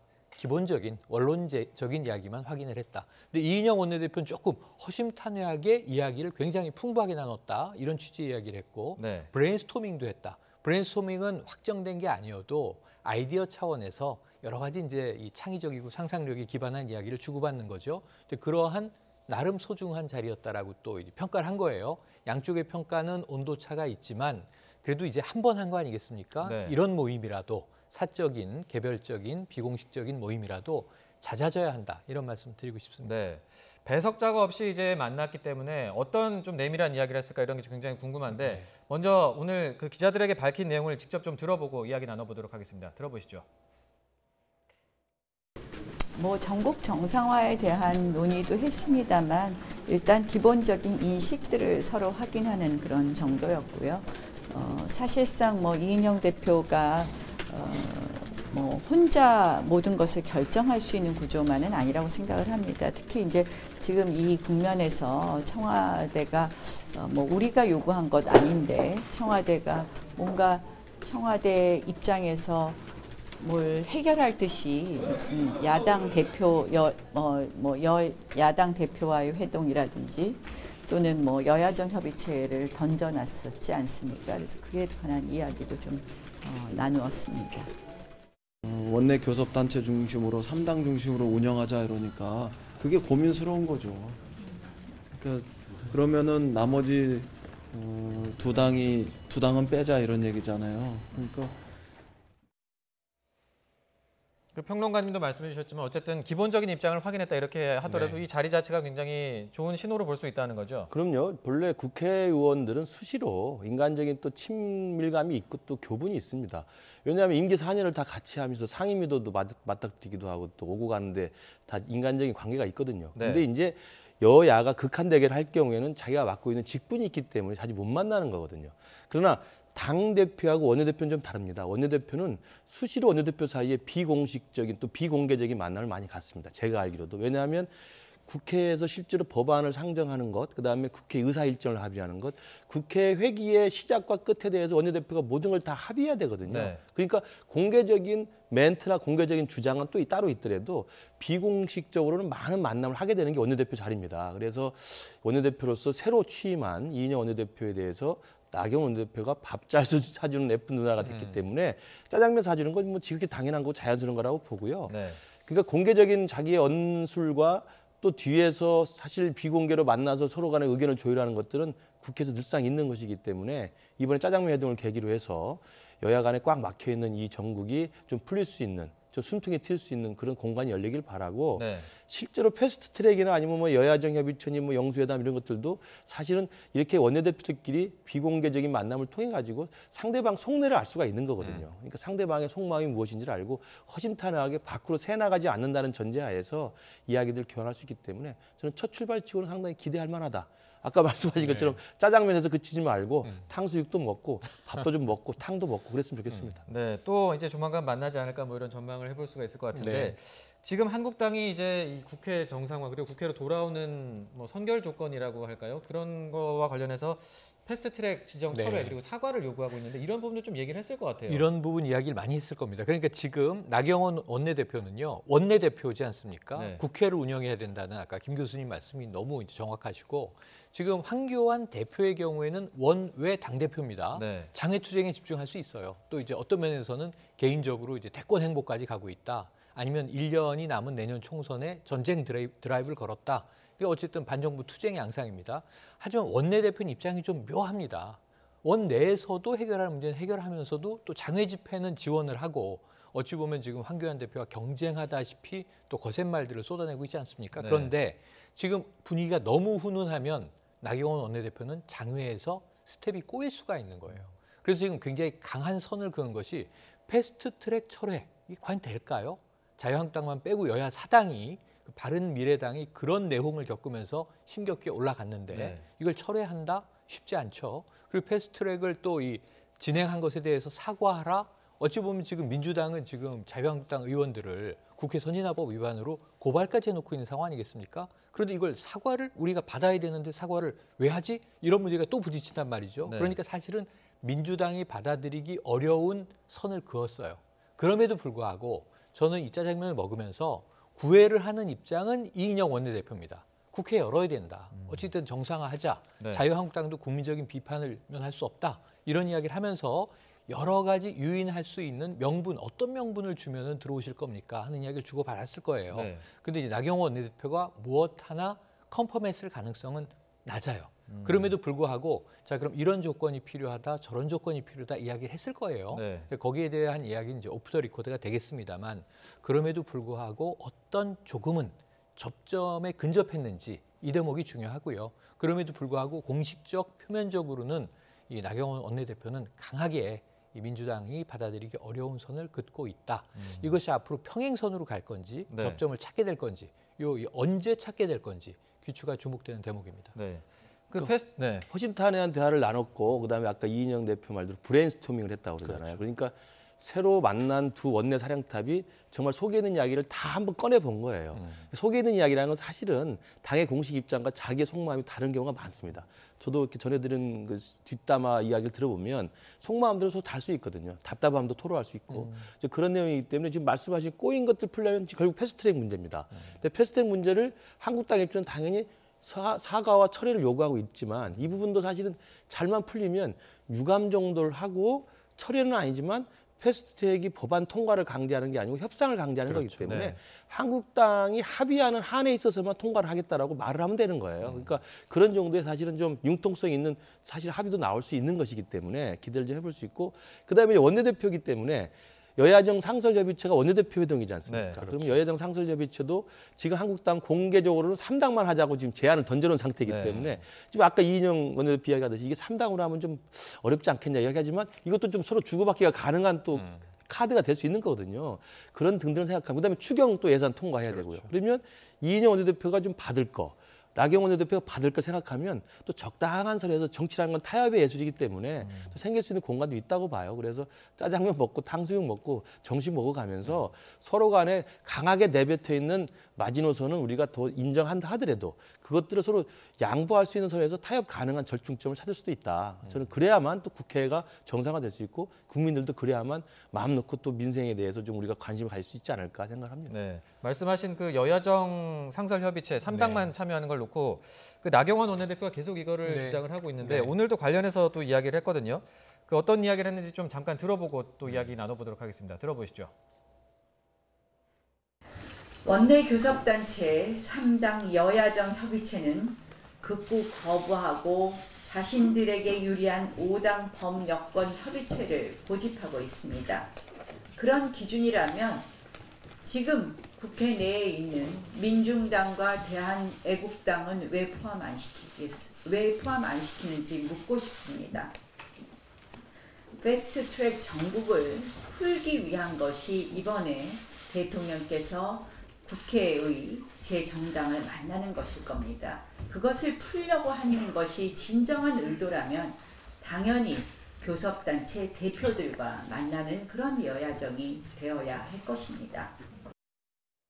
나경원 원내대표가 한 말 중에 비교섭 단체를 포함시키려면 민중당, 대한애국당을 왜 빼냐 이런 주장인데 어떻게 들으셨습니까? 네, 그러니까 우리가 흔히 그냥 저 5당 원내대표 모임, 5당 모임 이렇게 5당 구도 많이 이야기를 하지 않습니까? 근데 사실은 원내 정당이 더 있습니다. 이게 저 말은 맞습니다. 이게 팩트입니다. 그러니까 대한애국당 조원진 의원이 현역 의원이고요. 민중당도 한석이 있습니다. 그러니까 지금 이러면 그리고 또 이제 실제로 지난번 4.3 재보선에서 봤지만 창원 성산에서는 민중당이 같이 대통합에 참여하지 않으면서 민주당과 이 정의당만 연대를 하면서 상당히 여영국 후보가 위기에 처한 상황도 우리가 보기도 했었죠.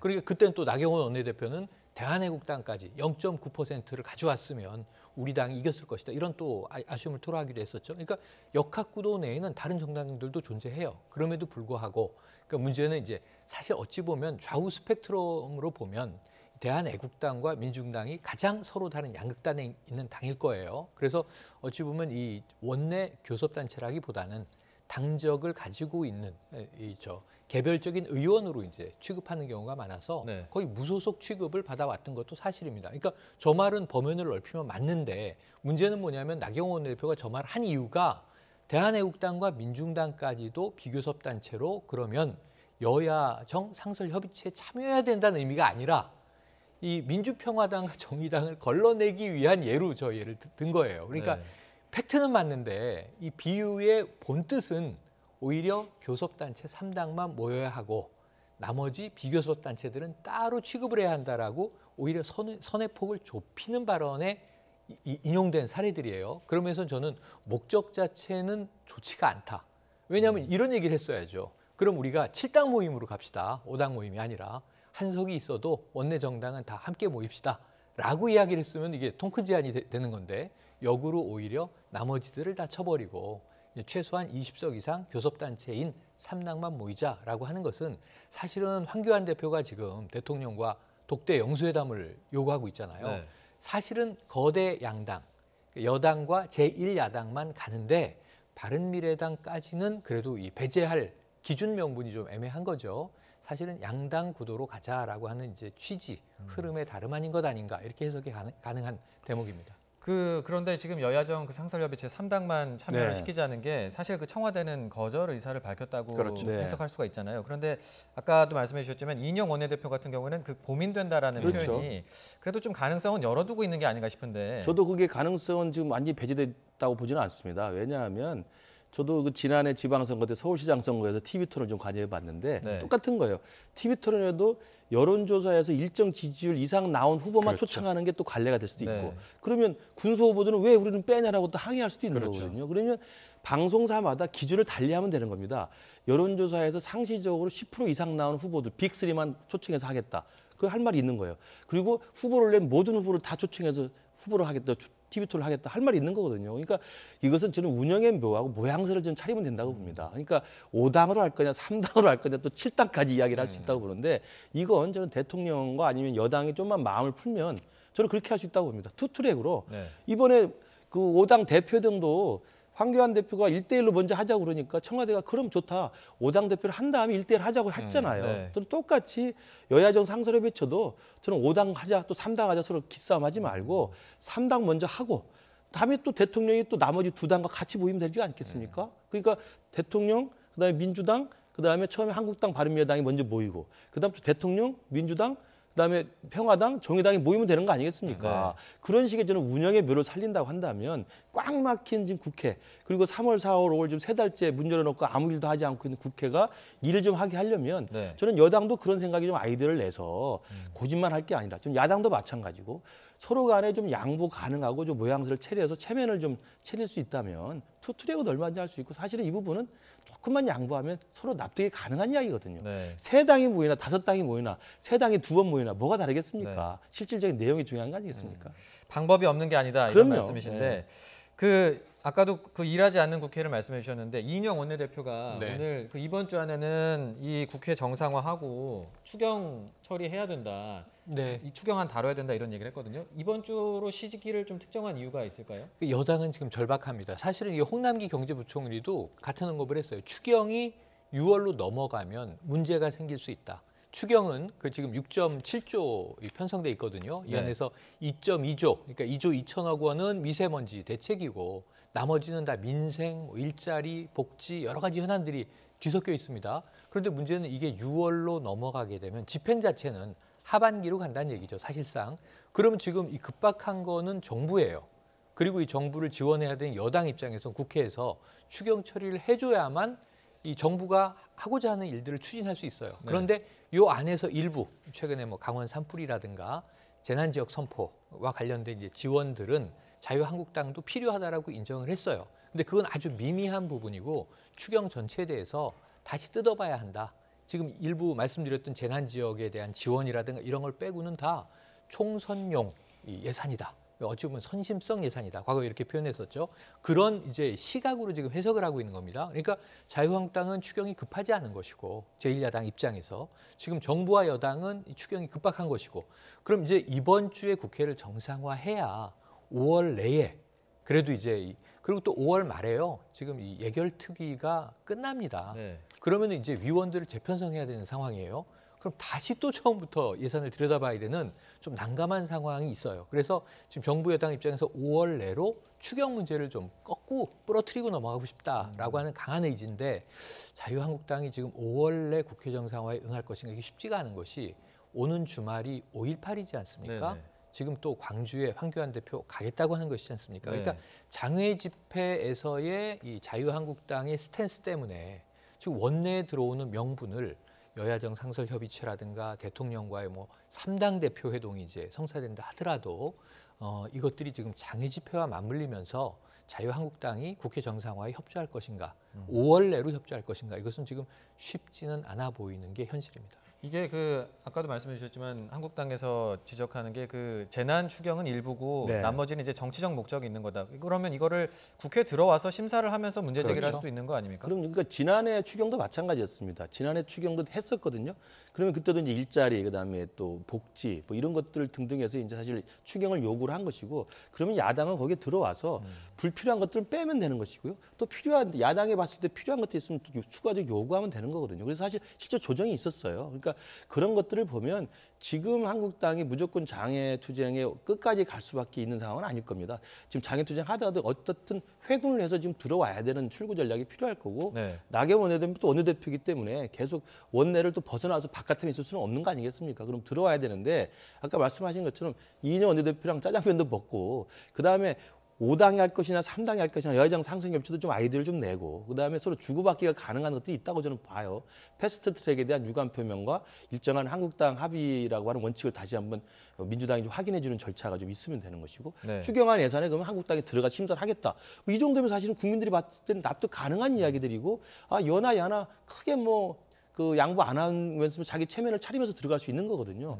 저는 그렇게 해서 들어가야 된다고 보고요. 그래서 5월 말 전에 들어가서 추경 예산안을 지금이라도 가서 여야 국회의원들 다 꼼꼼히 들여다봐서 불필요한 건 빼고 필요한 건 넣고 그다음에 정말 뭐 이게 재난 추경 말고 이게 정말 선심성 추경이라고 하면 가서 그걸 따지면 되지 않겠습니까? 이게 선심성이니까 좀 다른 걸로 바꿉시다라고 따지면 되는 것이고 그게 국회가 할 일이거든요. 네. 정부가 편성한 예산에 대해서 국회가 들어가서 예산에 대한 심사를 하는 게 국회 최고의 본연의 임무입니다. 그런 것들을 하게 될 거라고 좀 믿고 싶습니다. 네. 그 장외투쟁의 이제 출구를 좀 빨리 찾아야 될 것 같은데 그 나경원 원내대표 대구 집회 때 네. 논란이 있었잖아요. 그 비속어 예. 사용으로 논란이 있었는데 또 문제가 되는 발언이 또 있었다 이런 논란이 또 네, 생겼거든요. 맞습니다. 어떤 발언인지 좀 직접 듣고 저희가 이야기 나눠보도록 하겠습니다. 들어보시죠. 내년 총선에서 여러분 심판해 주십시오. 아쉽게도 대구 경북에서도 약간 뭐 이상한 표가 있었어요. 내년에는 대구 경북 완전히 압승시켜 주시는 거죠. 그것만이 답입니다. 오만한 문재인 정권, 안 바꾸는 문재인 정권, 고집불통 문재인 정권, 바꾸는 그 길입니다, 여러분. 지금 그 초반에 나오는데 그 이상한 표라는 이 네, 표현이 네. 지금 문제가 된 거죠. 이상한 표가 어떤 의지나 뭐 영혼, 생명이 있는 건 아니기 때문에 그 이상한 표는 결국 그 표를 찍은 유권자를 지칭한다고 봐야 되겠죠. 그 뭐냐면 자유한국당에 반대한 유권자를 지칭하는 것으로 해석이 가능합니다. 네. 그러니까 예를 들면 김부겸 의원을 탄생시켰잖아요, 대구에서. 홍의락 의원도 탄생하지 않았습니까? 네. 그러니까 이런 식으로 과거에 이게 정말 예전 이야기라고 믿고 싶습니다만 지역 감정이 아주 최고조에 달했을 때 뭐 그 당의 기호와 색깔, 그 당의 깃발만 들고 나오면 사람 보지 않고 그냥 기호 보고 찍어준다는 얘기가 있었던 게 지역 감정 시절이에요. 네. 그런데 우리는 지난 총선에서 아니 이제는 민주당 의원, 민주당 후보가 대구에서도 당선이 되는구나. 지역 감정이 옅어지고 있다.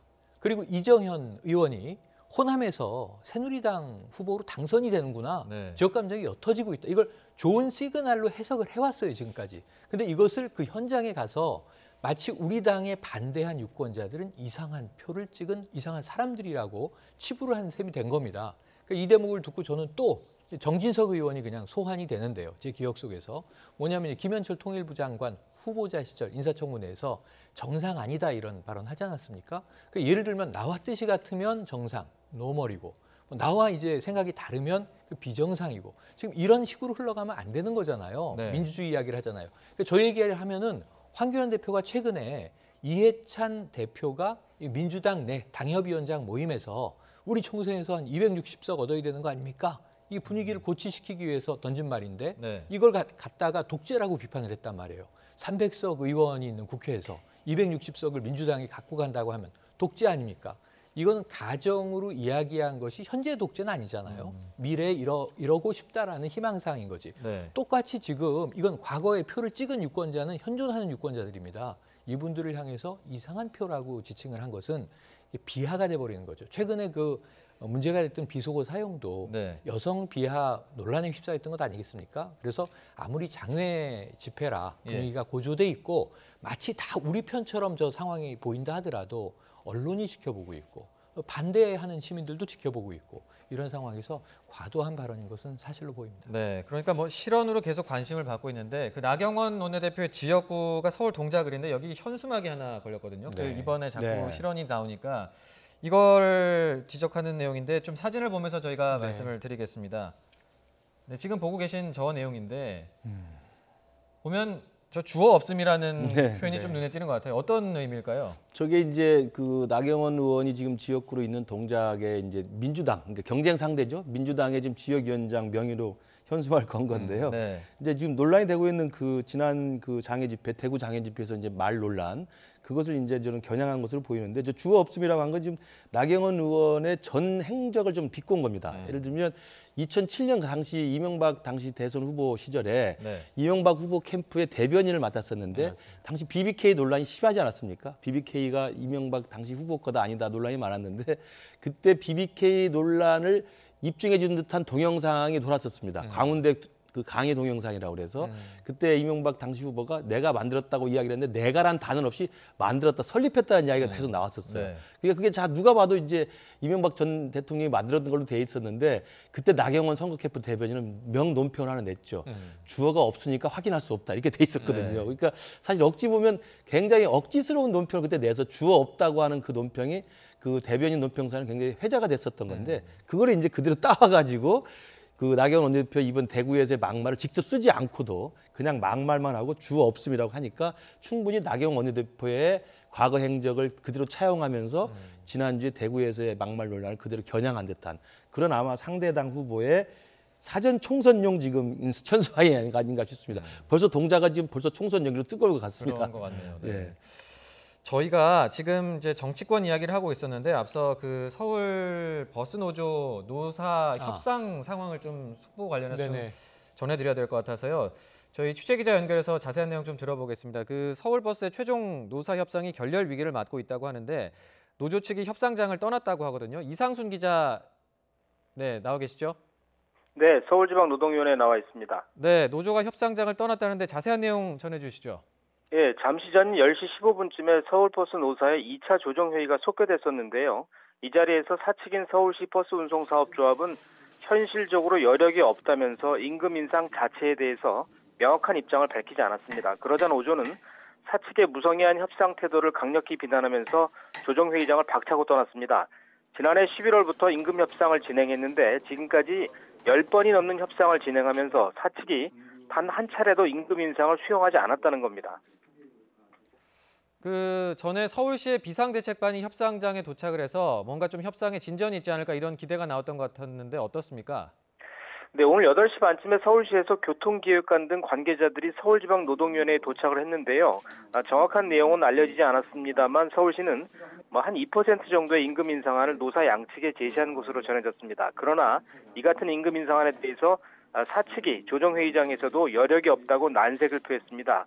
결과적으로 서울버스 노조는 더 이상 협상의 의미가 없다면서 조정회의장을 일단 떠난 상태입니다. 네, 지금 협상 시한인 12시까지 한 40분 정도 남았는데 그러면 서울에서는 버스 파업이 현실화된다 이렇게 볼 수 있겠네요? 네, 지금 상태로만 보면은 그렇게 볼 수 있겠습니다. 그것도 12시 이후부터 운행하는 버스부터 즉시 파업에 돌입하도록 하겠다는 것이 노조 입장입니다. 조정에 나왔던 서울버스노조 집행부는 현재 용산에 있는 서울버스노조본부 사무실로 돌아가서 조합원들에게 파업 돌입 준비를 지시하겠다고 밝힌 상태입니다. 네, 안타까운 상황인데 지금 이후라도 협상의 여지는 없는 거죠? 네, 협상은 파업 돌입 이후에도 언제나 가능하다는 게 노조 지도부의 입장입니다. 따라서 노사 양측이 지금 이후에도 극적으로 합의에 이를 수도 있기는 합니다. 그러나 5.98% 인상이라는 최초의 인상 요구를 고수하는 노조와 임금 인상 자체에 대해서 부정적인 사측의 대응을 볼 때 극적인 합의가 있기는 쉽지 않아 보입니다. 네, 그 서울버스 노조 같은 경우에는 실제 파업에 들어갈 가능성이 크지 않다 이런 전망도 많았었는데 좀 지금 현재 상황은 그 전망과 다르게 가는 것 같습니다. 어떻게 된 겁니까? 네, 서울의 경우에는 버스 기사들의 임금 수준이나 근무 여건이 전국 최고이기 때문에 파업까지 들어갈 가능성은 높지 않다고 보는 시각이 많았습니다. 그러나 대구와 광주 그리고 인천 등에서 연이어서 대폭적인 임금 인상이 합의된 것이 서울에는 거꾸로 독이 된 것으로 보입니다. 이것들의 최소 인상폭이 4%인데 서울버스 노조가 5.98% 인상해서 어떻게 뒤로 물러설 수 있느냐는 겁니다. 서울버스 노조 지도부는 오늘 조정회의에서도 이런 일 때문에 오히려 협상장에서 자신들의 운신의 폭이 없어졌다고 속내를 털어놓게 됐습니다. 네, 이제 서울에서 버스 파업이 현실화되면 어떻게 되는지도 좀 전해주시죠. 예, 앞서 말씀드린 대로 우선 오늘 밤 자정 이후부터 운행되는 버스들의 운행이 중단될 것으로 보입니다. 파업에 참여하는 버스는 마을버스를 제외한 서울 시내버스 61개 회사 7,400대입니다. 이에 따라 서울시는 지하철 막차 시간을 1시간 늦추고 출퇴근 집중 운행 시간을 1시간 연장하는 등의 긴급 대책을 세워놓은 상태입니다. 하지만 버스 파업이 정말 현실화할 경우에는 출퇴근길의 혼잡이 극심할 것으로 보입니다. 지금까지 서울지방노동위원회에서 YTN 이상순입니다. 네, 버스 파업과 관련된 소식 취재 기자가 전해드렸는데요. 관련 소식도 들어오게 되면은 다시 한번 정리해서 전해드리도록 하겠습니다. 나이트 포커스 계속 이어가겠습니다. 아까 나경원 원내대표의 발언을 좀 에둘러서 비판하는 현수막이 동작을에 이제 걸리면서 약간 총선 분위기도 네네. 나고 벌써 그런 약간 과열되는 게 아닌가 그런 말씀해 주셨는데 이제 11달 정도 남았는데 네네. 이 총선이란 단어가 누구 입에서 어떻게 나오느냐 이게 또 굉장히 관심인 것 같습니다. 저희가 영상 준비했는데요. 주제어 한번 보고 오시죠.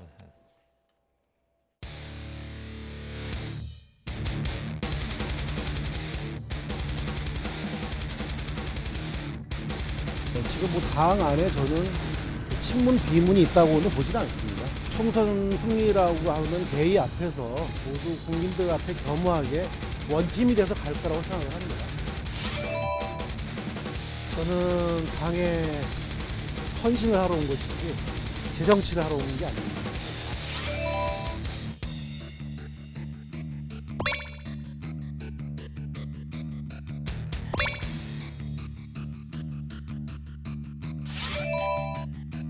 진지하게 이렇게 하신 말씀은 아닌 것 같고요. 질문을 하니까 본인의 그 뭐랄까 소회처럼 이렇게 간단하게 이야기하신 것 같아요. 그 양정철 원장이 이제 뭐 물갈이나 이런 걸 진두지휘할 거다라는 일각의 해석도 있는데 그거에 대해서는 좀 어떤 입장이신가요? 민주원장이 어떻게 누구를 물갈이한다고? 예. 민주원장은 민주원장입니다. 당이 선거를 치르는 거지.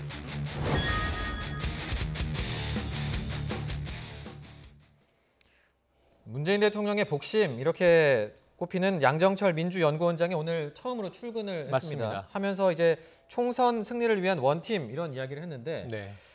지금 먼저 이제 시청자분들께서 좀 궁금해하실 수도 있으니까 이 싱크탱크가 어떤 일을 하는 곳인지 좀 네네. 간략하게 설명 부탁드립니다. 그러니까 지금 이제 자유한국당에는 여의도 연구원이 있습니다. 여의도 연구소에서 여의도 연구원이 됐고요. 네. 그리고 이제 지금 민주당에는 민주연구원, 과거에는 민주정책연구원 이렇게 불렀는데 이름을 더 간소화했어요. 민주연구원이에요. 어제까지 김민석 전 원장이 맡고 있다가 네. 오늘부터 양정철 신임 원장이 들어온 건데 싱크탱크는 간단하게 말씀드리면 당의 정책을 개발하는 곳입니다. 우리나라의 국가에도 이 한국개발연구원이 있죠. KDI라고 부르죠. 연구 집단이죠, 사실은. 그런데 이게 당의 연구가 일반 학술 연구와는 좀 차이가 있습니다. 민심을 읽고 민심을 꿰뚫는 정책을 내야 하기 때문에 네. 결국은 이 당 연구원이 내는 전략들, 정책들은 선거 전략으로 바로 이어질 수밖에 없는 거예요. 그럼 이 연구원에서 그런 전략을 개발하기 위해서는 무엇을 해야 되느냐? 민심을 읽어야 되는데 네. 지금 여의도 연구원은 국내에서 가장 여론조사를 잘하는 연구원으로 알려져 있습니다. 네. 그러니까 선거에서 이기기 위해선 여론의 밑바닥을 읽어야 되는데 결국은 여론조사, 통계 분석, 그것을 민심으로 해석하는 최근에는 심지어 빅데이터까지 이것들을 주로 가장 잘하는 전문 집단이 싱크탱크인 거죠. 당의 싱크탱크. 네. 그래서 민주연구원은 선거와 관련된 각종 데이터가 모일 수밖에 없는 곳이에요. 정세 분석실의 역할도 해주는 곳이에요. 네. 그럼에도 불구하고 지금 이해찬 당대표가 선을 그은 것은 네. 선거 현장에서 직접 진두지휘하고 뛰는 조직이 아니다. 간접적으로 이 민심을 여론을 조사하고 그것을 분석하고 정책을 개발하는 말 그대로 싱크탱크 연구 집단일 뿐이다. 그래서 아까 물갈이라든가 어떤 인력을 추천하는 간접적인 활동은 할 수 있겠으나 뭐 인재영입위원회도 아니고요. 그러한 역할을 양 원장이 직접 할 수는 없을 것이다라고 선을 긋고 네. 선거는 당이 치르는 것이다. 다른 말로 하면 당의 중심이 지금 누구죠? 이해찬 대표가 대표죠. 나를 중심으로 치르는 것이다라고 말한 걸로 봐야겠습니다. 그 이해찬 대표가 이야기를 한 게 양정철 민주연구원장뿐만 아니라 이낙연 총리가 네, 지난 네. 8일에 한 언급이 또 있었거든요. 총선 관련해서 역할을 하겠다 이런 얘기를 했거든요. 이 부분에 대한 언급도 있었잖아요.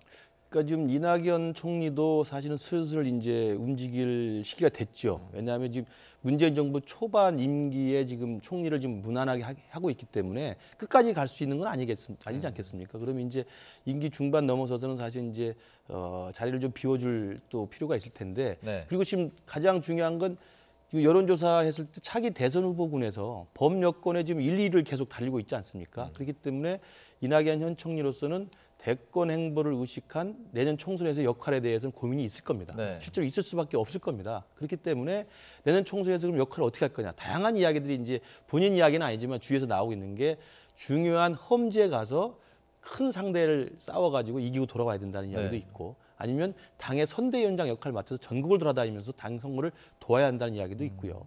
뭐 다양한 이야기들이 나올 수 있기 때문에 최근에 와서는 총리 역할이 중요하기 때문에 총리 역할직을 수행하겠다는 이야기를 하다가 최근에 좀 입장이 약간 바뀐 게 역할이 있다면 할 수 있을 것이다 라고 이야기를 했단 말이죠. 그게 이제 아마 기자들 입에서는 그러면 드디어 이제 이낙연 총리가 내년 총선에 뭔가를 하려고 하는 게 아닌가라는 기대를 갖고 있는 것이고, 이런 질문을 지금 오늘 기자 간담회에서 이해찬 당대표한테 하니까 이해찬 당대표는 아마 그건 그냥 개인 소외의 감정일 것이지 큰 의미를 두고 하신 건 아닐 것이다. 일단은 평가 전환했습니다. 이건 여전히 아까 양정철 민주연구원장의 좀 과도한 선거 개입인 듯한 그런 분위기 해석에 대해서 선을 긋는 것처럼 이낙연 총리도 일단은 총리로서 역할을 하시는 게 중요하고, 당의 선거는 내 중심하에 당에서 치른다. 이런 아마 원칙적 입장을 밝힌 것으로 보이고요. 이건 제가 볼 때 양정철 연구원장으로 표상되는 이른바 청와대의 복심이라고 이야기되는 친문 그룹들이 사실 당에 대거 복귀를 하고, 그다음에 이낙연 총리로 또 표현되는 문재인 정부의 일기 정부 또 출신들이 또 사실 또 당의 역할을 하고 싶어하는 의지가 있지 않겠습니까? 이런 것들이 계속 이제 내년 총선을 1년여 앞둔 상황에서 민주당의 서로 간의 역학관계의 어떤 이상한 것은 아니지만 역학관계에 이제 기싸움이 시작될 수 있다고 보는 거죠. 그러면서 아마 이제 당의 대표이자 좌장인 이해찬 대표는 일정한 선을 좀 그으면서 이해찬 대표 중심으로 그리고 당 중심으로 문제를 좀 풀어가겠다 이런 의지를 좀 보인 것으로 보입니다. 뭔가 미리 좀 교통 정리를 할 필요성도 있다는 것 같은데 그 마지막으로 짧게 이것만 여쭤보겠습니다. 이낙연 총리의 역할 두 분은 물론 이제 전망이겠습니다만 어떻게 좀 전망하시는지 먼저. 저는 대선에 기여할 걸로 봅니다. 왜 그러냐면 지금 민주당의 대권 잠룡이 문재인 대통령이 처음 집권하셨을 때 잠룡이 너무 많았잖아요. 근데 지금 하나하나 사라지지 않았습니까? 안희정 전 충남지사 불미스러운 일에 연루됐고, 김경수 지금 이 경남 현역도지사인데 재판 중이고, 내일 또 이재명 지사는 1심 선고가 나옵니다. 그러니까 이렇게 잠룡으로 분류됐던 사람들이 굉장히 여러 가지 문제에 휘말린 상황에서 지금 오히려 민주당에는 차기 대권을 바라보고 거물이 없다 이런 얘기가 나오고 있어요. 그러면 황교안 대표는 지금 사실은 총선을 넘어서 대선 행보까지 함께 시작을 한 거죠. 장외에서 지금 황교안 대표만 보이고 있는 상황이겠습니까? 그럼 이낙연 총리도 뭔가 마음이 급해질 수 있는 상황입니다. 그래서 총선 역할로까지 나오지만 이해찬 대표가 지금 선을 그은 것은 이낙연 총리를 보호하기 위함이다. 왜냐하면 현직 국무총리인데요. 내년 총선에서 내가 역할하겠다? 당을 위해서 역할하겠다 그러면 큰일 날 얘기죠. 국무총리로 이 내년 총선을 재직하고 있다고 한다면 엄정 중립을 지켜야 되는 게 선거에서 총리 역할이거든요. 그러니까 이거는 잘못하면 사임설 내지는 총리 교체설로 확전될 수 있는 얘기이기 때문에 이해찬 대표는 일단 여기서 선을 그은 거고요. 진지한 얘기가 전혀 아니다. 당은 그런 입장 없다. 이런 거고요. 아마 물밑에서는 이낙연 총리의 다음 행보에 대한 준비가 본인 중심으로 아마 전개가 될 것이다. 이렇게 관측을 해봅니다. 김 교수님은 어떻게? 그 이낙연 총리도 대권 주자로 지금 유력하게 지금 지속이 되고 있고, 그다음에 대권 주자로서의 자기의 어떤 세를 굳히기 위해서는 내년 총선에서 무슨 일이든 하긴 해야 됩니다. 그게 출마든 선대위원장이든 심지어 당에서 어떤 역할이든 간에 주어진 일이라면 해야 되기 때문에 아마 그런 고민을 할 것으로 보이고, 그러나 말씀하신 것처럼 지금 현직 총리를 하는 상황에서 총선 이야기를 하는 건 사실 굉장히 위험할 수 있는 거거든요. 그런 의미에서 좀 조심스러운 행보를 하고 있고, 아마 이제 총리가 만약에 바뀌는 그런 상황이 실제로 도래한다고 한다면 총리를 그만둔 다음 행보는 훨씬 더 자연스럽게 그리고 자유롭게 당에서의 기여, 또 당에서 역할, 내년 총선에서의 어떤 비중 있는 역할 이런 것들을 집중적으로 고민해 찾아갈 것으로 보입니다. 이낙연 총리의 앞으로 행보도 한번 좀 지켜보도록 하겠습니다. 두 분 말씀은 오늘 여기까지 듣겠습니다. 지금까지 김근식 경남대 교수 그리고 최영일 시사평론가와 함께 이야기 나눠봤습니다. 두 분 말씀 고맙습니다. 고맙습니다. 네, 나이트 포커스 1분 뒤에 이어가겠습니다.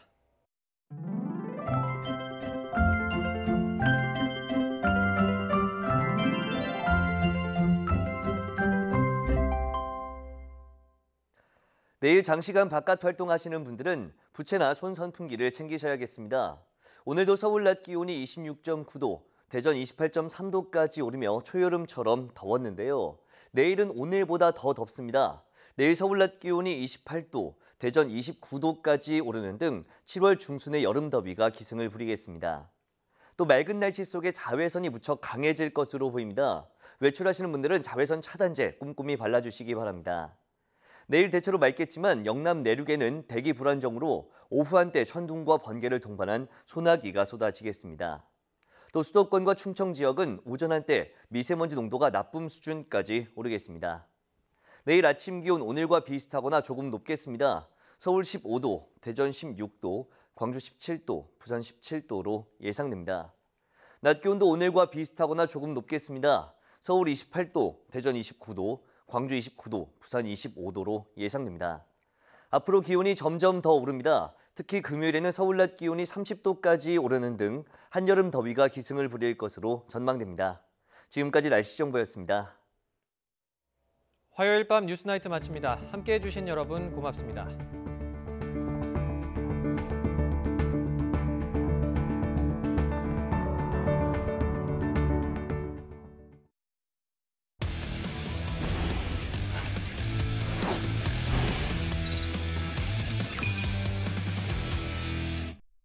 프로야구 롯데의 거포 이대호가 연타석 홈런으로 연승을 이끌었습니다. 선발 투수 톰슨은 롯데에 3년 만에 완봉승을 안겼습니다. 서봉국 기자입니다. 타석에서는 홈런 타자 이대호가 가장 빛났습니다. 이대호는 2회 첫 타석에서 오른쪽 담장을 넘기는 솔로 홈런을, 4회는 자월 홈런, 연타석 프로 시즌 7, 8호를 신고하며 LG 장원삼을 두들겼습니다. 11경기 연속 안타에 4타점으로 타점 1위를 지켰습니다. 시즌 처음 또 연타석 홈런 쳐서 기분 좋고요. 일단 오늘 톰슨 선수가 완봉 너무 잘 던져줘가지고 더 기분이 좋습니다. 마운드에는 제이크 톰슨이 KBO 리그 입성 후 최고의 투구를 펼쳤습니다. 107개 공을 던지면서 9이닝 3피안타 8탈삼진으로 롯데 3년 만에 완봉승을 선사했습니다. 4회 채태인이 2점 홈런을 보탠 롯데는 LG에 4대0 완승을 거뒀습니다. 최진행이 말로 홈런을 친 하나는 키움을 꺾고 2연패에서 벗어났습니다. 에이스 양현종이 연패 탈출의 특명을 받은 기아는 그러나 KT 김민혜 호투의 단 1득점에 그치면서 4연패에 빠졌습니다. 김태진이 4타점으로 활약한 NC는 3연승을 달리던 선두 SK를 제압했습니다. 삼성은 연장 접전 끝에 두산을 꺾었습니다. YTN 서봉국입니다. 국내 프로농구 최장신 센터 하승진이 현역 은퇴를 선언했습니다. 올 시즌을 마치고 자유계약 선수 FA 자격을 얻어 KCC와 협상해온 하승진은 계약 조건에서 이견을 보이며 시장에 나가볼 것을 권유받자 은퇴를 결심한 것으로 알려졌습니다. 스포츠 뉴스를 마칩니다. 시청해주신 여러분 고맙습니다.